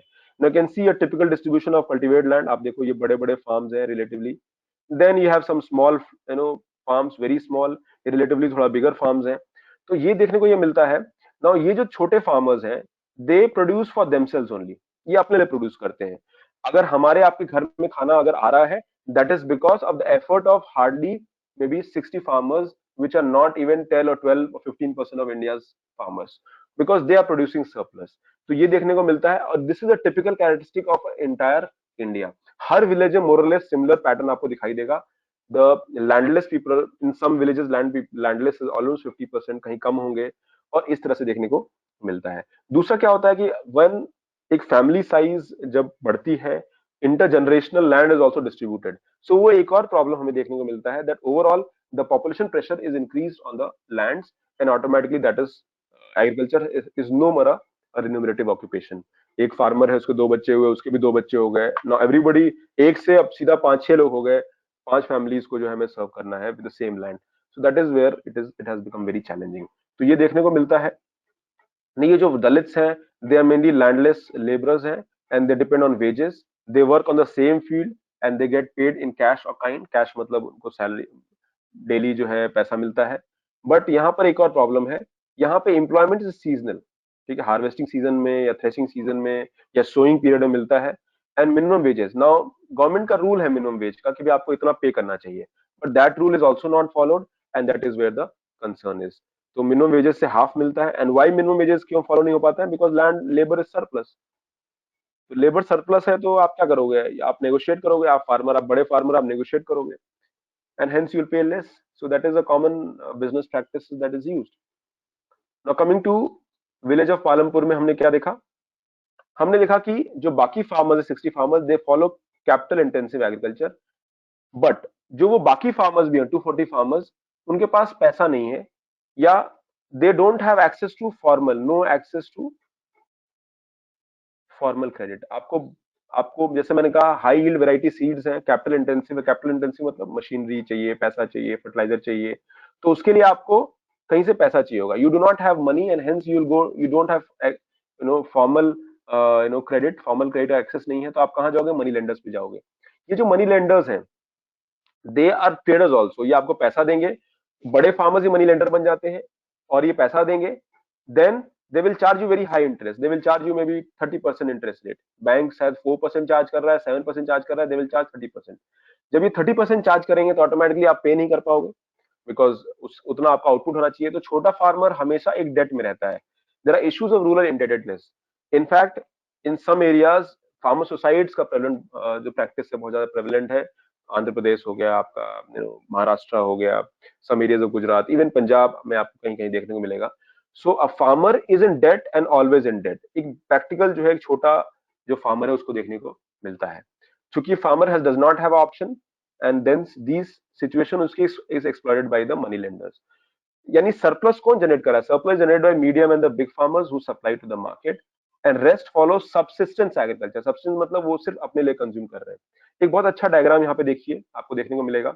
नाउ पहली बात तो 150 जो विलेज के लोग हैं वो लैंडलेस हैं, उनके पास तो कुछ है ही नहीं। Only thing they have is their physical labour. वो फिजिकल लेबर कर रहे हैं। सीजन टाइम में वो अपने गांव में काम करते हैं, नॉन सीजन टाइम में they roam around, they will come to Delhi for 6 month, यहाँ काम करेंगे, फिर वापस चले जाएंगे। नाउ हियर जो small and marginal farmers, there are 300 अगर हम फार्मर्स की बात करते हैं विलेज पालमपुर में, 150 अगर लैंडलेस है, तो 55.4% farmers have less than 2 hectares of land, और रेस्ट जो है वो मीडियम एंड लार्ज फार्मर्स हैं, जो हार्डली जो है 44% है। अब इसमें जो 55% जो फार्मर्स हैं, उनके पास सिर्फ 15% ऑफ लैंड है, बिकॉज लैंड इज स्मॉल। और जो बाकी जो फार्मर्स हैं, दैट इज यू कैन से उनके पास 85% ऑफ लैंड है। तो आप ये देखने को हमें मिलता है दैट कल्टिवेटेड एरियाज में जो बड़े फार्मर्स हैं, उन्हीं को उनका बेनिफिट है। जो छोटे फार्मर्स हैं, they are just surviving from themself. Subsistence agriculture मतलब they are producing just for themself, वो सरप्लस जनरेट नहीं कर रहे हैं, और सरप्लस जब जनरेट नहीं करेंगे तो they can not sell in the market. और जैसे मैंने देखा यहाँ पर जो है बगल में शाहपुर विलेज है, या फिर रायगंज, शाहपुर डिस्ट्रिक्ट टाउन है, रायगंज विलेज है, तो वहां पर एक बड़ा जो फार्मर है वही अपने आइटम को सेल कर पाएगा। एंड ये जो मनी लेंडर्स है यही विलेज ट्रेडर्स भी हैं, यही ट्रेडर्स भी हैं। तो अगर थोड़ा बहुत सरप्लस होता भी है तो ये छोटे फार्मर से खरीदते हैं and then sell it and they make money out of it. तो ये एक जो है इकोनॉमिक पॉइंट ऑफ व्यू से फार्मिंग एक्टिविटी में ये कंसर्न्स है। And this is true about any and every village. एक चीज और आपको बताऊं, डेमोग्राफिक पॉइंट ऑफ व्यू से अगर आप विलेज देखोगे तो विलेज में the poor people, the landless people, they live at one part of the area, और जो बाकी जो विलेजर्स हैं, जो रिलेटिवली प्रॉस्परस है, वो विलेज के एक अलग एरिया में रहते हैं। तो विलेज में अलग अलग पूरा हमने डिवाइड कर रखा है, hamlets are there in different villages. उसके अलावा there are non farm activities जो इन्वॉल्व होती हैं, 2-25% कह सकते हो। मे बी डेयरी हो सकता है, तो मे बी कुछ फार्मर्स अपने पास कुछ जानवर रखते हैं, milch cow, buffaloes, so they can sell milk in the nearby village or town, and that is how they can generate some income. There is small scale manufacturing, मान लीजिए आपने sugar crushing का machine डाल दिया, you're producing jaggery, ठीक है, तो आप वो कर सकते हो। विलेज के ही कुछ लोग ने शॉप खोल रखी है, they have a land also but they are shopkeepers also, shopkeepers, they provide the daily essential grocery items.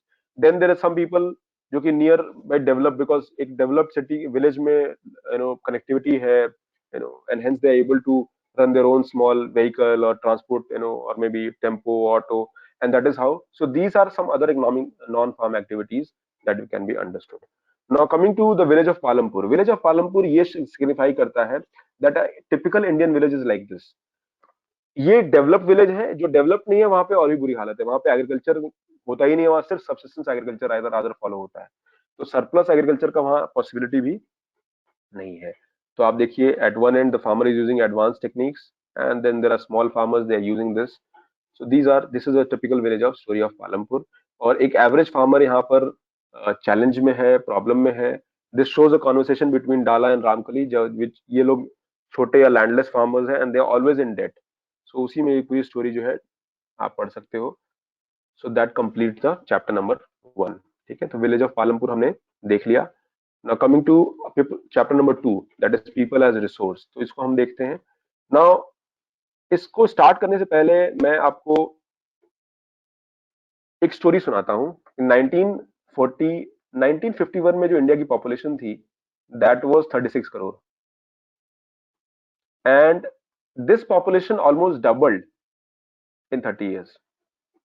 तो 1980 में जो था, तो 1950 से लेकर 1980 का जो फेज था, हमने क्या देखा, हमारी कंट्री में पॉपुलेशन एक्सप्लोजन हुआ है। और ये जो पॉपुलेशन एक्सप्लोजन हुआ है, हमने कहा this population explosion is a Ben, एक तरह का हमारे ऊपर शाप है, एक अभिशाप है। It is a challenge, because how do we feed this population? Because population, अगर एवरेज इकोनॉमी मान लीजिए इस पीरियड में इकोनॉमी ग्रो एट 3.5%, जिसको हम हिंदू रेट ऑफ ग्रोथ भी बोलते हैं, and population grow at around average 2%, यानी एवरेज 2% पॉपुलेशन ग्रो कर रहा है, which means we are not producing anything, हमारी जो प्रोडक्टिविटी है बहुत लिमिटेड है। बट व्हेन 91 में ग्लोबलाइजेशन आया, इंडियन इकोनॉमी ओपन हुई, तो 21st सेंचुरी में a new debate came. At that new debate was that India has a huge surplus of humans, and this humans can act as a resource. But these ये जो humans हैं, because एक चीज था, not only we had surplus people, but at the same time we also saw that people across the world, or countries across the world, are also facing a new kind of problem, that is aging population. Example लेते हैं, Japan की हम बात करते हैं। आपने देखा कि इटली में कोविड-19 का जो केस आया, उससे डेथ बहुत ज्यादा हुई। सिमिलर स्पेन में भी था, फ्रांस में भी था, बट ये जो कंट्रीज थी, यहाँ डेथ रेट बहुत ज्यादा हुआ। ऐसा क्यों? बिकॉज इटली की बात करते हैं, या जर्मनी, या France, these are one of the top medical facilities. In fact Italy को नंबर 2 कहा जाता है।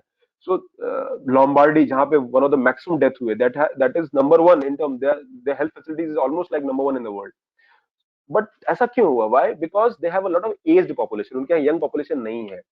And all these countries like west European nations and your other nations, they are facing a problem of age population. यहाँ पे as population का जो है देखने को मिल रहा है। फॉर एग्जाम्पल, एवरेज जो जापान में एज है, दैट इज अराउंड 46 टुडे, यानी एवरेज एज 46 है, और ये एवरेज एज रोज बढ़ेगी। Why? Because young people are not coming. अगर यंग लोग आ भी रहे हैं तो ओल्ड लोग ज्यादा हैं, so that is not there, and that is where India के पास अपॉर्चुनिटी है। इंडिया को ये देखा कि इंडिया अगर अपने ह्यूमन रिसोर्स को डेवलप करता है, these people, because we be needing people, skilled people, plumbers, electricians, technicians, managers, doctors, law graduates, corporate people, blah blah, and the list goes on.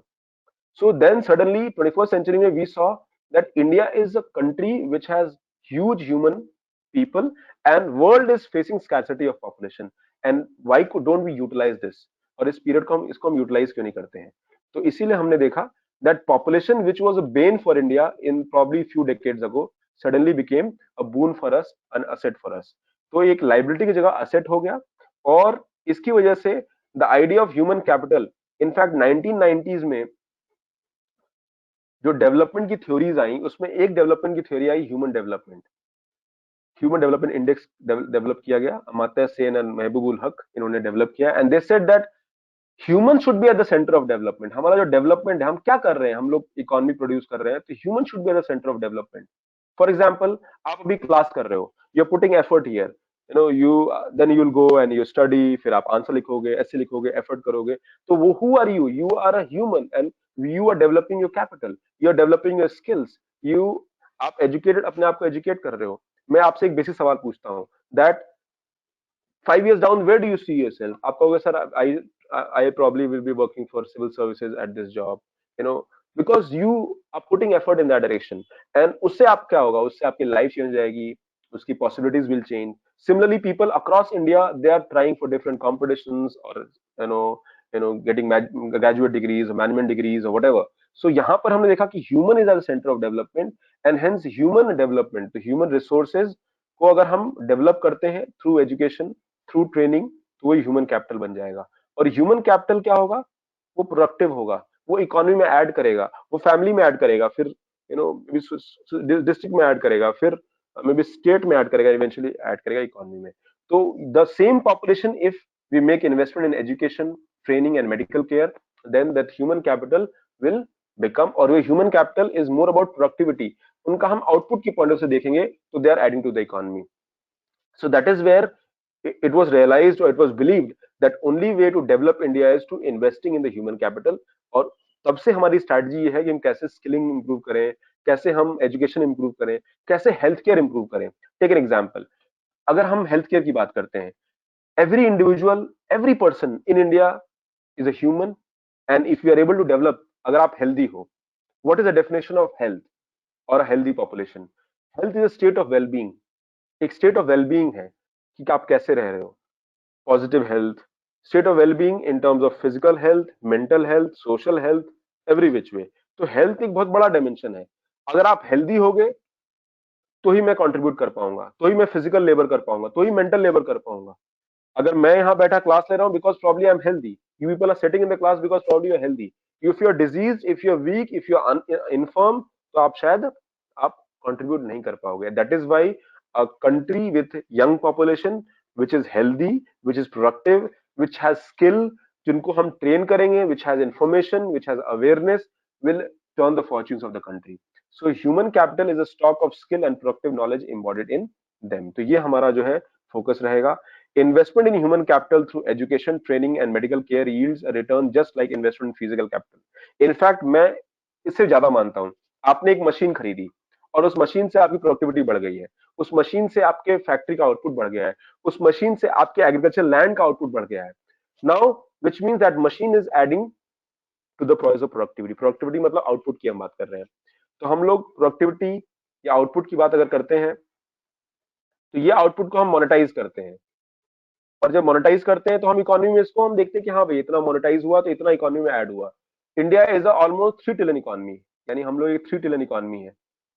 अगर हमारी पॉपुलेशन एजुकेट हो जाए, skill हो जाए, सो जो ये 3 ट्रिलियन है वो 5 ट्रिलियन होने में टाइम नहीं लगेगा, 7 ट्रिलियन होने में टाइम नहीं लगेगा। Why? Because same person, if you are skilled you will earn more, if you are educated you can earn more, if you are skilled you can earn more, you can innovate, you can find new ways, you can become entrepreneur, you can become businessman, you can become government job में भी आप अच्छा काम करोगे, और आप अच्छा काम करोगे और कंट्रीब्यूट करोगे। Very good example is Singapore. South Korea, Taiwan, ये वो कंट्रीज हैं जो कि वन जनरेशन में they have become developed. 1950s से 1980s आते आते they become developed. What developed countries achieved in centuries, इन्होंने एक 3 डेकेड में अचीव कर लिया। How? Through heavy investment in human capital. A very good example is China today. China also invested in human capital because China के पास भी हमारी तरह उनका भी अप्रोच था, जहां पर उनके पास बहुत सारा पॉपुलेशन था, so they invested there. Okay, so I will come to that, Preeti. So तो that is where investment reason. So हमारा फोकस क्या है कि ह्यूमन रिसोर्स को अगर हम एजुकेट करें, हेल्दी बनाएं, सो ह्यूमन कैपिटल फॉर्मेशन होगा। And they human capital formation is seen from the productivity point of view. आप कितने प्रोडक्टिव हो, आप आउटपुट कितना दे रहे हो। अभी आप लोग क्या कर रहे हो? You are developing your skill, you are developing your personality, you are developing your communication, you are making yourself more aware, you are trying to know India. And once you reach that level, you'll be able to contribute by cracking the government examination and then further doing your bit. You are more informed, you are more aware. और सिर्फ ये awareness क्या होगा, हमें decision making में help करेगा। It will change your Fortune, it will change the fortune of family, and eventually इसके जो बेनिफिट्स होंगे मल्टीप्लाई होंगे। दूसरा, फिजिकल कैपिटल से बेटर भी हो सकता है। आपने मशीन ली, मशीन सिर्फ आउटपुट दे रहा है, बट अगर आप एजुकेटेड हो, ट्रेंड हो, तो आप एक पॉजिटिव एटमॉस्फेयर जनरेट करोगे, आप अवेयरनेस जनरेट करोगे, आपसे जुड़े हुए लोग भी आपसे लर्न करेंगे। सो सोशल ह्यूमन कैपिटल का जो बेनिफिट होता है that goes beyond physical capital. Because if I talk about, अगर हम अभी अभी की हम बात करते हैं, imagine a country which is more civilised. एक एजुकेट कंट्री ज्यादा सिविलाइज्ड होगा, सिविक सेंस अच्छे होंगे, एक कॉमन सिटीजनशिप कॉन्शियसनेस होगा। आप बैठे हुए हैं यहाँ पर, हम लोग कोविड-19 के क्राइसिस में हम लोग रूल फॉलो कर रहे हैं। मैं पिछले 1 महीने से 17th को हमने ऑनलाइन क्लास स्टार्ट की थी, जो है अपने जो भी कोर्सेज बचे हुए थे उनको कंप्लीट करने के लिए। पिछले 1 महीने से ऊपर हो गया ऑनलाइन क्लास लेने के लिए, एंड मैं प्रैक्टिकली सिर्फ मैं भी 3-4 बार बाहर गया हूँ, सिर्फ वो भी अपने बिल्डिंग के बाहर जाके मैंने सामान लेने के लिए मैं बाहर गया हूँ, and that too probably just maybe 20-30 metres from my building. क्यों? Because we know that if we follow this duty it will ensure कि हम ये जो क्राइसिस है उसको हम हैंडल कर पाएंगे। Educate person, aware person will has a more livelihood of adding to the society also. एक सोसाइटल ड्यूटी है, एक कंट्री की ड्यूटी है। आप कहो अरे क्या फर्क पड़ता है, हम नहीं फॉलो करेंगे, बिकॉज हमारी सोसाइटी में देख रहा हूँ बहुत सारे लोग फॉलो नहीं भी कर रहे हैं। वो सुबह जॉगिंग कर रहे हैं, जब मैं बाहर बिल्डिंग के बाहर देखता हूँ तो वो पूरे कैंपस में जॉगिंग कर रहे हैं। वो इजिली कैजुअली घूम रहे हैं, कुछ लोग मास्क भी लगा रहे हैं, as if like they have come with you know a portion of maybe अमृत उन्होंने लिया हुआ है and things will change for them. No, तो कहने का मतलब ये है कि एक educate person there is a more livelihood of following the duty because they are aware, they have consciousness of duty, and the benefit will percolate. India में अगर हम दिल्ली की बात करते हैं, बहुत सारे लोग अभी बच्चे दिल्ली में बैठे हुए हैं। दिल्ली में जो हॉटस्पॉट्स हैं वो कौन से एरियाज हैं? वो एरियाज हैं जहां पे पॉपुलेशन डेंसिटी ज्यादा है, वो एरियाज है जहां पर उस तरह की जो है रिसोर्सेज नहीं है। अगर जो जिनके पास रिसोर्सेज हैं दे हैव बेटर लाइफस्टाइल, उनके उनके यहाँ पे या उनके लेवल पर स्प्रेड ऑफ कोविड-19 की पॉसिबिलिटी कम है। एक डेवलप्ड कंट्री लाइक न्यूजीलैंड और for that matter south Korea और ताइवान और फॉर दैट मैटर ये तो अच्छे एग्जांपल्स हैं, वेस्ट यूरोप में तो अच्छे से फॉलो नहीं हुआ। They have a better possibility of handling this crisis. So हमें क्या करना होगा? अगर हमारे पीपल एजुकेट होंगे, रिसोर्सफुल होंगे, तो वो सिर्फ अपना ख्याल नहीं रखेंगे, वो सोसाइटी का भी ख्याल रखेंगे। So the benefit will far outweigh the benefits of physical capital. So we have to learn from these experiences, और इसीलिए हमारा इन्वेस्टमेंट इस एरिया में बहुत इंपॉर्टेंट है। सो गवर्नमेंट ने बहुत कुछ एफर्ट भी किया है, will come to that. Investment in human resource can give high rates return in future, हर लेवल पे होगा। Educate parents invest heavily on the education of the child because they know की बेनिफिट क्या देखने को मिलेगा। They are conscious of proper nutrition and hygiene, because आप educated रहोगे, आप न्यूट्रिशन आपको मिलेगा, हाइजीन रहेगा, तो आपकी लॉन्जिविटी ऑफ लाइफ होगी, आपकी लाइफ एक्सपेक्टेंसी बढ़ेगी, आप आप पॉजिटिव हेल्थ फॉलो करोगे, और at the same time you will more productive, and एक वर्चुअस साइकिल जनरेट होगा इकोनॉमी के अंदर। So economic point of view you are asset for the economy, but उसके लिए आपको अपने एजुकेशन, स्किल, अवेयरनेस, इंफॉर्मेशन, सब पे हमें काम करना होगा। So virtuous cycle will be generated and that is what is needed. एक पुअर पीपल के, कल हम लोग की जो कल वाली जो क्लास है उसमें पॉवर्टी में डिस्कस करूंगा, तो वहां पे सबसे बड़ा प्रॉब्लम क्या होता है? एक पुअर के लिए they are into like a vicious cycle, एक विशियस साइकिल में they are not able to come out that cycle. वो हमेशा डेट में रहते हैं, उनकी हेल्थ क्राइसिस है, उनके साथ प्रॉब्लम्स है, there income is less.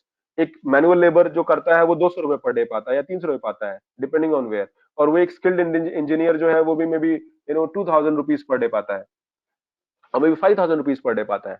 So there's a difference, right? Just because more educated and skilled, आपको आउटकम डिफरेंस नजर आ रहा है, ऑलमोस्ट 10 टाइम्स आपकी प्रोडक्टिविटी ज्यादा है। So that is why we have to work on the virtuous cycle, and that is true for the entire population. जितना हम अच्छे से काम करेंगे उतना हम अच्छे से हम डेवलप कर पाएंगे। एक बहुत अच्छी स्टोरी है इसमें विलास एंड सकाल की, जहाँ पे दो फ्रेंड्स थे, वो कैसे कैसे एक पर्सन एजुकेट कर लिया अपने आप को, and they he was able to develop the fortune of his and his family. On the country जो विलास है वो विशियस साइकिल में फंस गया, and that is how things were there. तो इस पीपल एज रिसोर्स को आप पढ़िएगा। Countries like Japan, South Korea invested heavily in human resources in spite of lacking natural resource. आपको मैं जापान की बात बताता हूँ। अगर आप जापान का लोकेशन देखोगे तो Japan is one country which is divide of natural resources, but Japan is one of the most developed nation of the world. उनकी जो manufacturing, and Japan and Germany, there are two countries in the world की जो उनका industrial output है high end. ये क्या है? ये जापानी सामान है। ये क्या है? ये सोनी का है। ये क्या है? अच्छा, हाई एंड जापानीज कंपनी का है। और ये क्या है? चाइनीज है। आपके सामने जापानीज और चाइनीज आपको फर्क नजर आ जाता है। ये कार कहाँ की? जर्मन कार है। Oh wow, German German car है, मतलब यू नो उस पे काम हुआ होगा technology wise, skill wise, you know. So the point I want to make here is that these countries like Japan, South Korea, they invested in human resources despite no natural resource. Natural resource तो Africa से आ जाएगा, India से आ जाएगा, कहीं और से आ जाएगा, लेकिन ह्यूमन रिसोर्स तो बिकॉज नेचुरल रिसोर्स को अगर आपको कुछ अच्छा बनाना है, उसको मैन्युफैक्चर करना है, तो ह्यूमन रिसोर्स के थ्रू ही हो पाएगा। So every country which invested in human resource, वो बेनिफिट देखने को मिला। ये अलग बात है कि इसमें कुछ क्वेश्चंस भी उठे बाद में, but that is a very good example in front of us is China. China में 1978-79 में वन चाइल्ड पॉलिसी कर दी है, बिकॉज उनका पॉपुलेशन बहुत ज्यादा था। बट स्टिल चाइना में जो ह्यूमन सरप्लस था, उन्होंने उसको लो स्किल्ड ह्यूमन, तो China has a low skill model. China का जो मॉडल है वो लो स्किल्ड ह्यूमंस है। अब अब वो इस पे अपग्रेड कर रहे हैं, हाई स्किल पे जा रहे हैं। On the country Japan, South Korea, Taiwan, it is a high skilled model. यहाँ पे जो पॉपुलेशन है, countries like Japan has a skilling rate of 80%। Countries like south Korea has a skilling rate of 97%, 96%। यानी 97% लोग skilled है वहां पे, high skilled है, विच मीन्स 97% लोग जिस प्रोसेस में इन्वॉल्व है, उनकी इनकम या उनकी प्रोडक्टिविटी कहीं ज्यादा है। उनकी जो एवरेज इनकम है वो इंडियन से कंपेरिजन में 20 टाइम्स है। So that is the level of difference they have. ठीक है, even though these countries are density wise population की ज्यादा है। जापान की सिर्फ टोक्यो की पॉपुलेशन जो है 4 करोड़ है, which is higher than Delhi. सिर्फ टोक्यो की पॉपुलेशन 4 करोड़ है, आप सोच लीजिए। But they are skilled. Average जो जापानीज है वो अर्न ज्यादा करता है। So because they have invested in human resources, and that is how the benefits can be seen. Now coming to the sectors of economy, अब ये जो humans हैं ये 3 सेक्टर्स में काम करेंगे, या तो प्राइमरी में काम करेंगे, या सेकेंडरी में काम करेंगे, या टर्शरी में काम करेंगे। Primary and secondary sector, they are mainly involve the production of goods. ये गुड्स बनाते हैं, एग्रीकल्चर गुड्स होगा जो एग्रीकल्चर या फॉरेस्ट्री से आएगा, या फिर मैन्युफैक्चरिंग हम करेंगे। तीसरा है tertiary sector, which are service based activities. तो हम जो देखते हैं दैट प्रोडक्शन में हम लोग गुड्स या सर्विस प्रोड्यूस करते हैं, and goods and services will come from mainly इधर प्राइमरी सेक्टर, सेकेंडरी सेक्टर और टर्शरी सेक्टर। तो ये इसको हम डिटेल में देखेंगे 10th क्लास की एनसीईआरटी या सेक्टर्स ऑफ द इकोनॉमी, यहाँ उसको हम डिटेल में समझेंगे। फिलहाल हम इतना ही समझ लेते हैं, ये सेक्टर्स ऑफ द इकोनॉमी है। नाउ सेक्टर्स ऑफ इकोनॉमी में जो भी प्रोड्यूस करते हैं, they all add to the national income. यानी अगर हम बात करते हैं इंडिया का, अगर मान लीजिए इंडिया की जीडीपी 100 रुपीज है, तो अगर 100 रुपीज है, out of which 15 rupees coming from agriculture, ठीक है, may be 26 rupees is coming from industry, and 60 rupees coming from services. तो ये primary, secondary, third, tertiary sector contribution है। जबकि एग्रीकल्चर में 50% लोग यहाँ पर इंप्लॉयड हैं। तो आप ये सोचो कि एग्रीकल्चर में 50% लोग इंप्लॉयड हैं, और ये सिर्फ इंडिया का 15 रुपए कमा रहे हैं।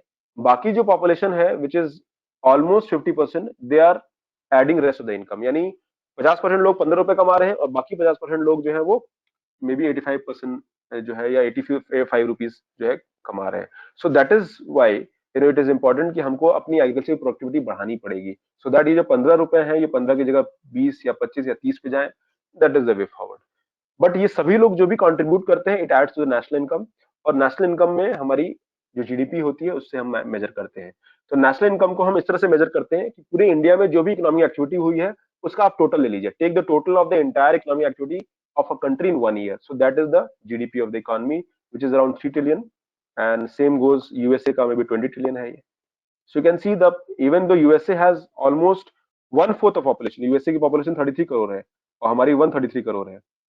ओके तो हम लोग 133 करोड़ लोग जो है 3 करोड़ कमा रहे हैं, 33 करोड़ लोग 20 ट्रिलियन कमा रहे हैं. तो आप इमेजिन कर सकते हो कि प्रोडक्टिविटी इनकी कितनी ज्यादा है ना. इकोनॉमिक एक्टिविटी दो तरह की होंगी, marketed as well as non marketed.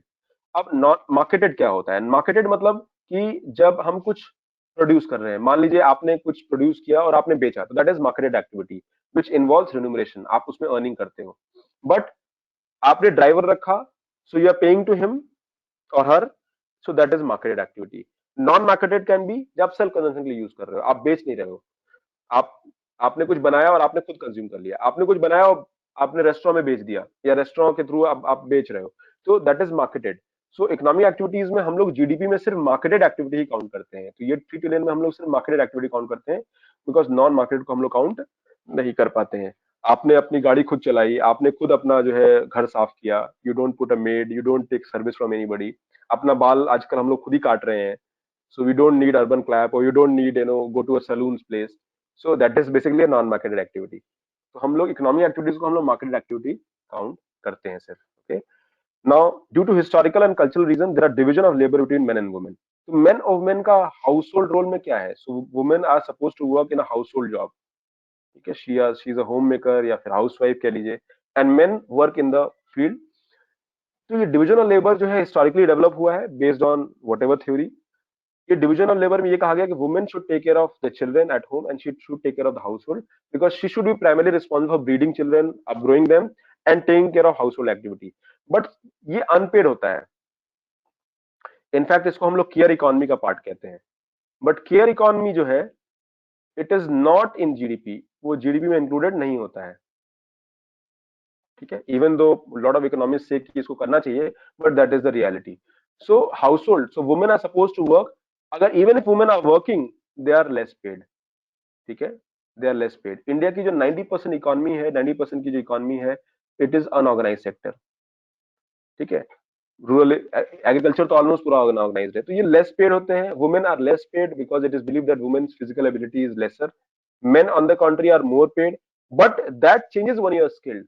अगर आप एजुकेटेड हो और स्किल्ड हो, आप एक अच्छी कॉर्पोरेट में जॉब कर रहे हो या अच्छा कुछ अपना फर्म चला रहे हो, so that difference is not there. And that is why it is important that skilling for both men and women, education for both men and women, health for both men and women should be there.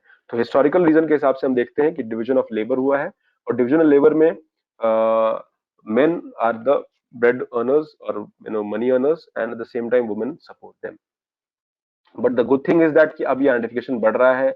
Women men are realizing this. I think men will have to change more, because अगर men और women दोनों लोग contribute करें family के अंदर, economy के अंदर, तो द डिफरेंस आप देख सकते हो. डेवलप्ड नेशंस में द वर्क फोर्स पार्टिसिपेशन जो वुमेन का है वो कहीं ज्यादा है, and that is the difference where we are suppose to work.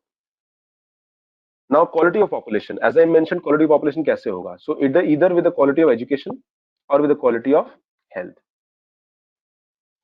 Education कैसे होगा? एजुकेशन सबको मिले, यूनिवर्सल एक्सेस हो, you get good quality, you retain in the school, you get quality education in the elementary school. आप India में बहुत सारे schemes हैं, जैसे 2000 में सर्व शिक्षा अभियान स्टार्ट हुआ था, mid day meal scheme start हुआ था. सर्व शिक्षा अभियान में it was the objective is कि हम इंश्योर करें कि प्राइमरी लेवल पर सबको एजुकेशन मिले 100%. ऑलमोस्ट 100% हम पहुंच गए हैं. मिड डे स्कीम में है that we focus on nutritional quality, हम खाना भी दे बच्चों को ताकि घर पे बर्डन कम हो खाने का. एट द सेम टाइम उसी बहाने बच्चे रुक जाएंगे, रिटेन कर जाएंगे स्कूल में, because most of the children in India, rural based mainly, they support as a child labour to their family. वो चाइल्ड लेबर की तरह सपोर्ट करते हैं, स्पेशली गर्ल्स. हमारे यहाँ जो एवरेज 12 साल के प्लस 12 ईयर्स प्लस जो वुमेन गर्ल्स होती हैं, ये यूजुअली ड्रॉप आउट हो जाती हैं.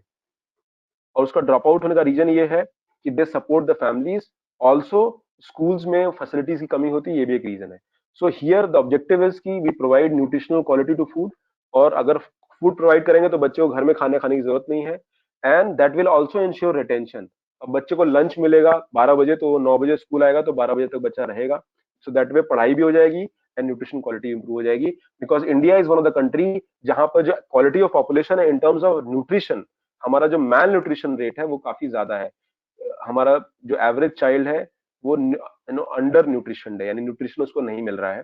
सो malnutrition, we account for one third of the malnutrition children in the world. मतलब पॉपुलेशन भी ज्यादा है हमारी, तो हम लोग पूरे वर्ल्ड के वन थर्ड जो है मैल न्यूट्रिशन बच्चे हमारे इंडिया में पढ़ते हैं।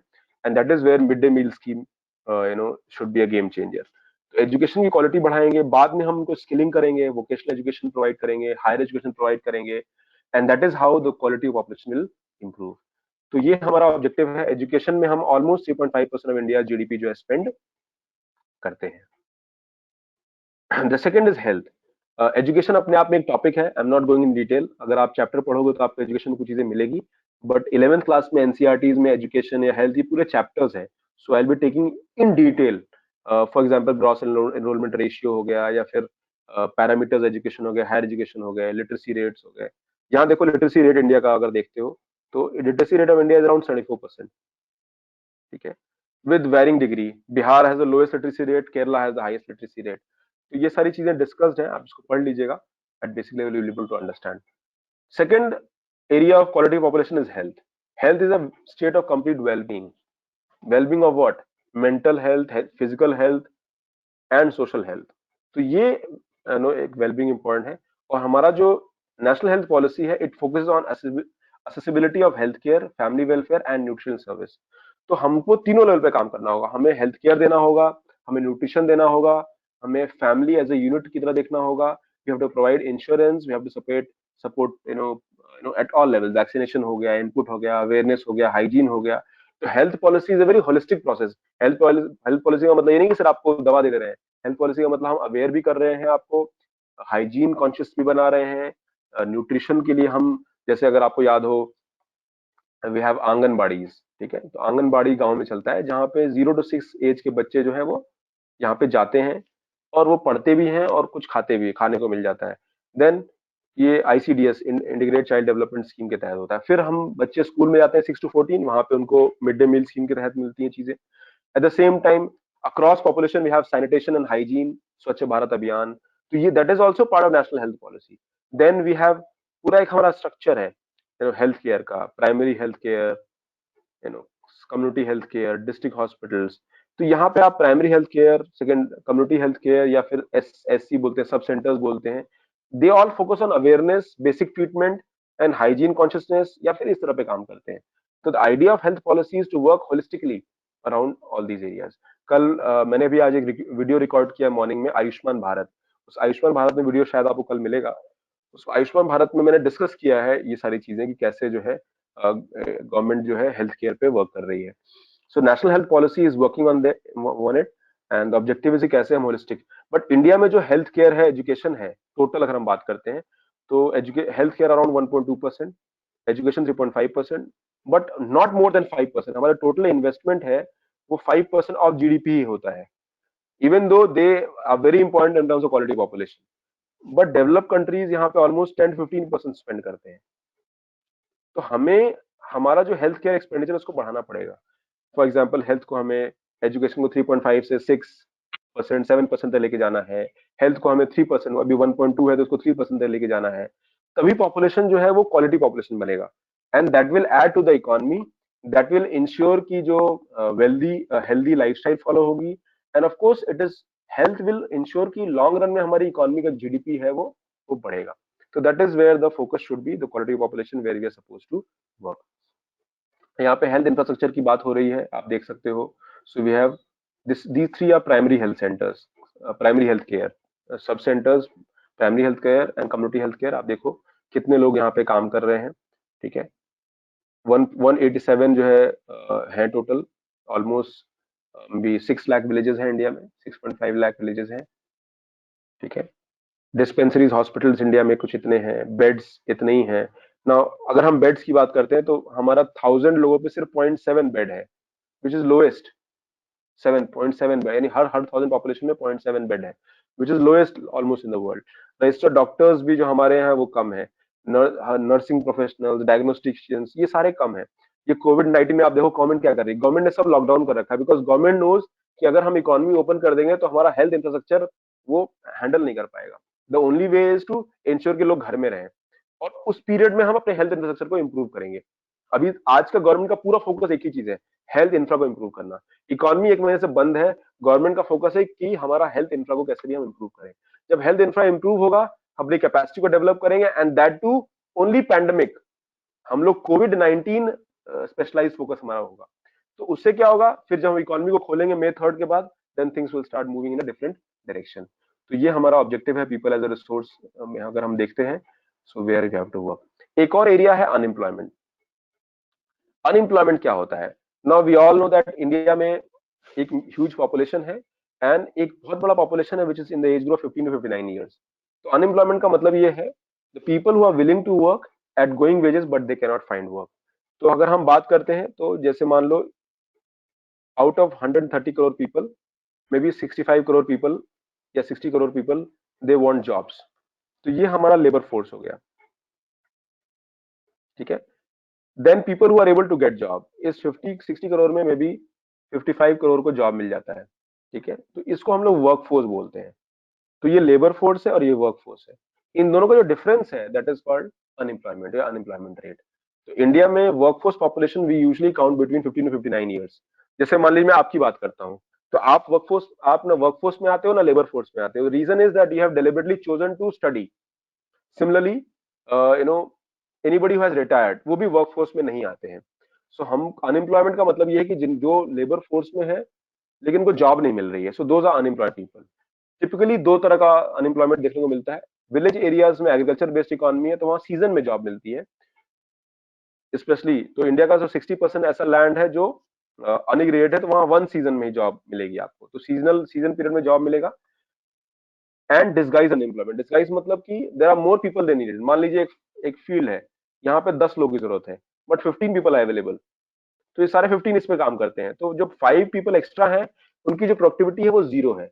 सो इसको हम लोग बोलते हैं डिस्गाइज। डिस्गाइज मतलब दिख नहीं रही है, छुपी हुई बेरोजगारी। तो seasonal and disguise unemployment are the normal trends in the देखने को मिलता है। Urban areas mostly have educate employment, educate, but यहाँ पे education has no mapping with skill requirement. Economy की जो स्किल रिक्वायरमेंट है उसकी मैपिंग लैक करती है। तो हमें क्या है, स्किल का मैपिंग करना होगा so that these educate people get job.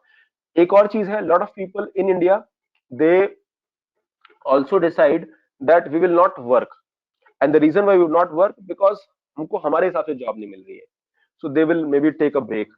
So these people also come in the category of educate unemployment. वो नौकरी जब मिलेगी, let's say आप इंजीनियरिंग करके निकलते हो, तो जैसे बहुत सारे मेरे पास पेरेंट्स करियर काउंसलिंग के लिए बात करते हैं, फोन करते हैं, तो दे आस्क मी, मेरा बेटा पढ़ के निकला है, उसको सिर्फ 15,000 की नौकरी मिले, what should I do? I said let him और हर वर्क, उसको काम करने दीजिए। कह रहे इतनी कम सैलरी है, इससे ज्यादा तो मैं जो है हमारे घर का ग्रोसरी आता है। तो I said see that is where the problem is, you need to ensure that your child gets right skill so that his average his income will eventually improve. सो एक बार एजुकेशन इंप्रूव होगा, skilling improve होगा, training मिलेगा, then because इधर शायद आपको अच्छा प्लेटफॉर्म नहीं मिला है, and that is why it is important that we invest on your education. तो आप एजुकेशन या अपने स्किलिंग पे काम करोगे तो ऑटोमेटिकली आपको अच्छा जॉब मिलेगा। इंडिया में एक पैराडॉक्स है that at one end we have a huge lack of skilled people, at the other end we have huge number of unemployed people, because skill mapping का एक मेजर कंसर्न देखने को मिलता है। तो स्टैटिस्टिकली इंडिया में unemployment जो है वो लो है, okay. A large number of people represented with low income and productivity are also counted as employed. India में जो अनएम्प्लॉयमेंट काउंट करने का जो प्रोविजन है वो यही है कि आपके पास जॉब होनी चाहिए। It is not taken into consideration कि आपकी इनकम कितनी है। So that is where it is important, और उस पॉइंट ऑफ व्यू से हमारा अनएम्प्लॉयमेंट रेट बहुत कम है। मैं आपको डेटा देता हूँ अनएम्प्लॉयमेंट रेट वर्ल्ड बैंक का। वर्ल्ड बैंक के हिसाब से अनएम्प्लॉयमेंट रेट इंडिया में दिसंबर में इतना था 5.36, आउट ऑफ विच मीन्स कि 5.36% of population of the labour force are not able to find the job, ठीक है। तो और ये डेटा लगभग इतना है।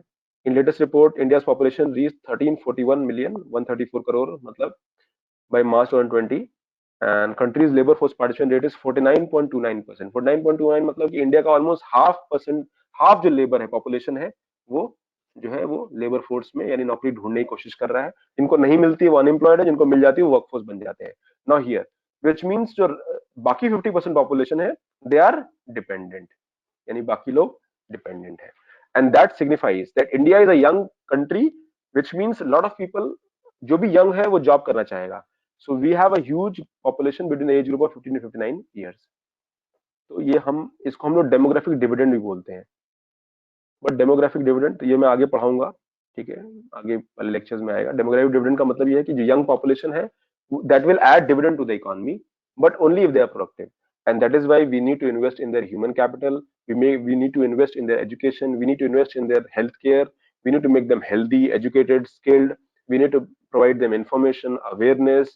Enterprising उनको बनाना पड़ेगा, तभी चीजें जो है ग्रो करेंगी. So that is the unemployment rate. आप देखोगे इंडिया में अनएम्प्लॉयमेंट रेट जो है has over period of time जो है, ये अलग अलग डेटा आता है अनएम्प्लॉयमेंट रेट का, आप देख सकते हो, तो बढ़ता कम होता. These were the relatively high growth period. थोड़ा ग्रोथ यहाँ पे बेटर हो गया था, बट अब अनएम्प्लॉयमेंट अब बढ़ना स्टार्ट हो जाएगा. Okay. Government has taken a lot of government development schemes, welfare schemes to create unemployment like IRDP, Rural Training Program, TRISEM, MNREGA. ये वेज एम्प्लॉयमेंट का है. So they provide unskilled labour को veg employment provide करते हैं. So training to self-employment people, especially is given focus given to SC, ST, youth and women. ठीक है, self-employment. कौशल विकास योजना, again it is about skilling the population. Startup India is developing a startup culture in India. Develop culture and nurture entrepreneurship. Stand up India is especially for the weaker section.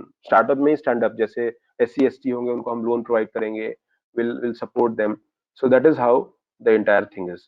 तो these तो ये NCERTs का जो है chapter number 1 and 2 complete हो गया है. And so that completes the today's lecture. इसके अलावा अभी हम लोग कुछ क्वेश्चंस इसमें एंड में आपको दे रखे हैं. Let's go through the questions. You can attempt those questions in the end. ये क्वेश्चंस हैं. Without investing in human capital, the goal of becoming 5 trillion economy will remain a pipe dream for India. Discuss. Okay, so that is one question. Discuss the major important cropping pattern of India along with factors affecting it.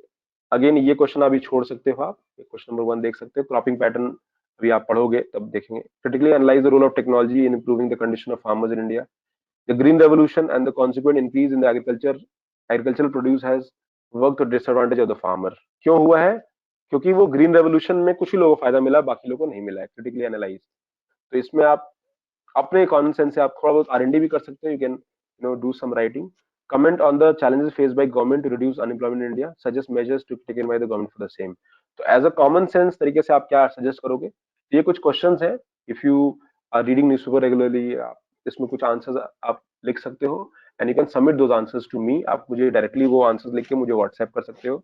I am already in the group और आप already मुझे reach out कर सकते हैं. कुछ students ने मुझे already जो है एसेज और आंसर भेजने का काम स्टार्ट कर दिया है and I am checking them. 2-3 चीजें मैं आपसे डिस्कस करना चाहता हूँ अबाउट राइटिंग अ क्वेश्चन. मान लीजिए कोई क्वेश्चन आपने उठाया. So how to write a question? Let's take an example of the first question. ये वाला लेते हैं, investing in human capital. Now identify the keyword. पहला क्या है? Human capital. ठीक है, 5 trillion economy. So human capital के थ्रू हम 5 ट्रिलियन इकोनॉमी कैसे डेवलप होंगे? Now whence you write a answer, you identify the keywords और अपने आंसर को डिवाइड करो कि मेरे को आंसर अगर लिखना है तो उन कीवर्ड के अराउंड मेरे जो क्वेश्चन की रिक्वायरमेंट है वो होनी चाहिए. The first thing first, the question should be clear to you what exactly question is asking. Second is identify keywords. और आप चाहो तो बहुत बेसिक लेवल पर, जैसे आपको ये आंसर लिखना है तो आप ह्यूमन कैपिटल का डेफिनेशन से स्टार्ट करो and define why human capital will is important and why if you don't invest in human capital the dream of 5 trillion will be distant. उसके बाद you can take example of other nations जिन्होंने इस पे invest किया है.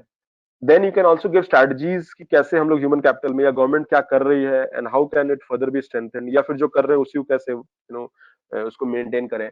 तो ये सारी चीजें डिस्कस करना है. एंड एंड में कोई गैप्स है तो भी बताओ. यू कैन ऑल्सो सजेस्ट कि ये गैप्स है, इस पे वर्क करने की जरूरत है. So that is how the entire thing will be there. Ideally एक आंसर का 3 पार्ट होता है: इंट्रोडक्शन, बॉडी एंड कंक्लूजन. तो introduction is all about giving idea कि क्या क्वेश्चन कह रहा है. Maybe you can divide. जैसे 200 वर्ड का आंसर है तो इसमें आप 20 वर्ड तक आप जा सकते हो. 20-25 वर्ड्स इंट्रोडक्शन में. You will just define with basic definition ये क्या है. कंक्लूजन, बॉडी में आप पूरा डिटेल में क्वेश्चन जब पूछ रहा है उसको आप एक्सप्लेन करोगे, समझाओगे, problem, solution, left right centre सारा डिस्कस करोगे. Conclusion is about closing the answer. तो आप आंसर क्लोज कर रहे हो with like a positive optimistic note. अगर आपने कुछ डिस्कस किया है तो उस पे एक अपना व्यू पॉइंट या फिर उसके क्लोजिंग नोट आप जो है दोगे. So you can write these answers on a regular basis, and if you can share it with me, I'll check them. In fact, class के बाद अगर आप चाहो तो हम डिस्कस कर सकते हैं. As I mentioned, every Saturday मैं एक मेंटरिंग प्रोग्राम रखूंगा जहां पर हम लोग ये सारी चीजें डिस्कस करेंगे. ठीक है.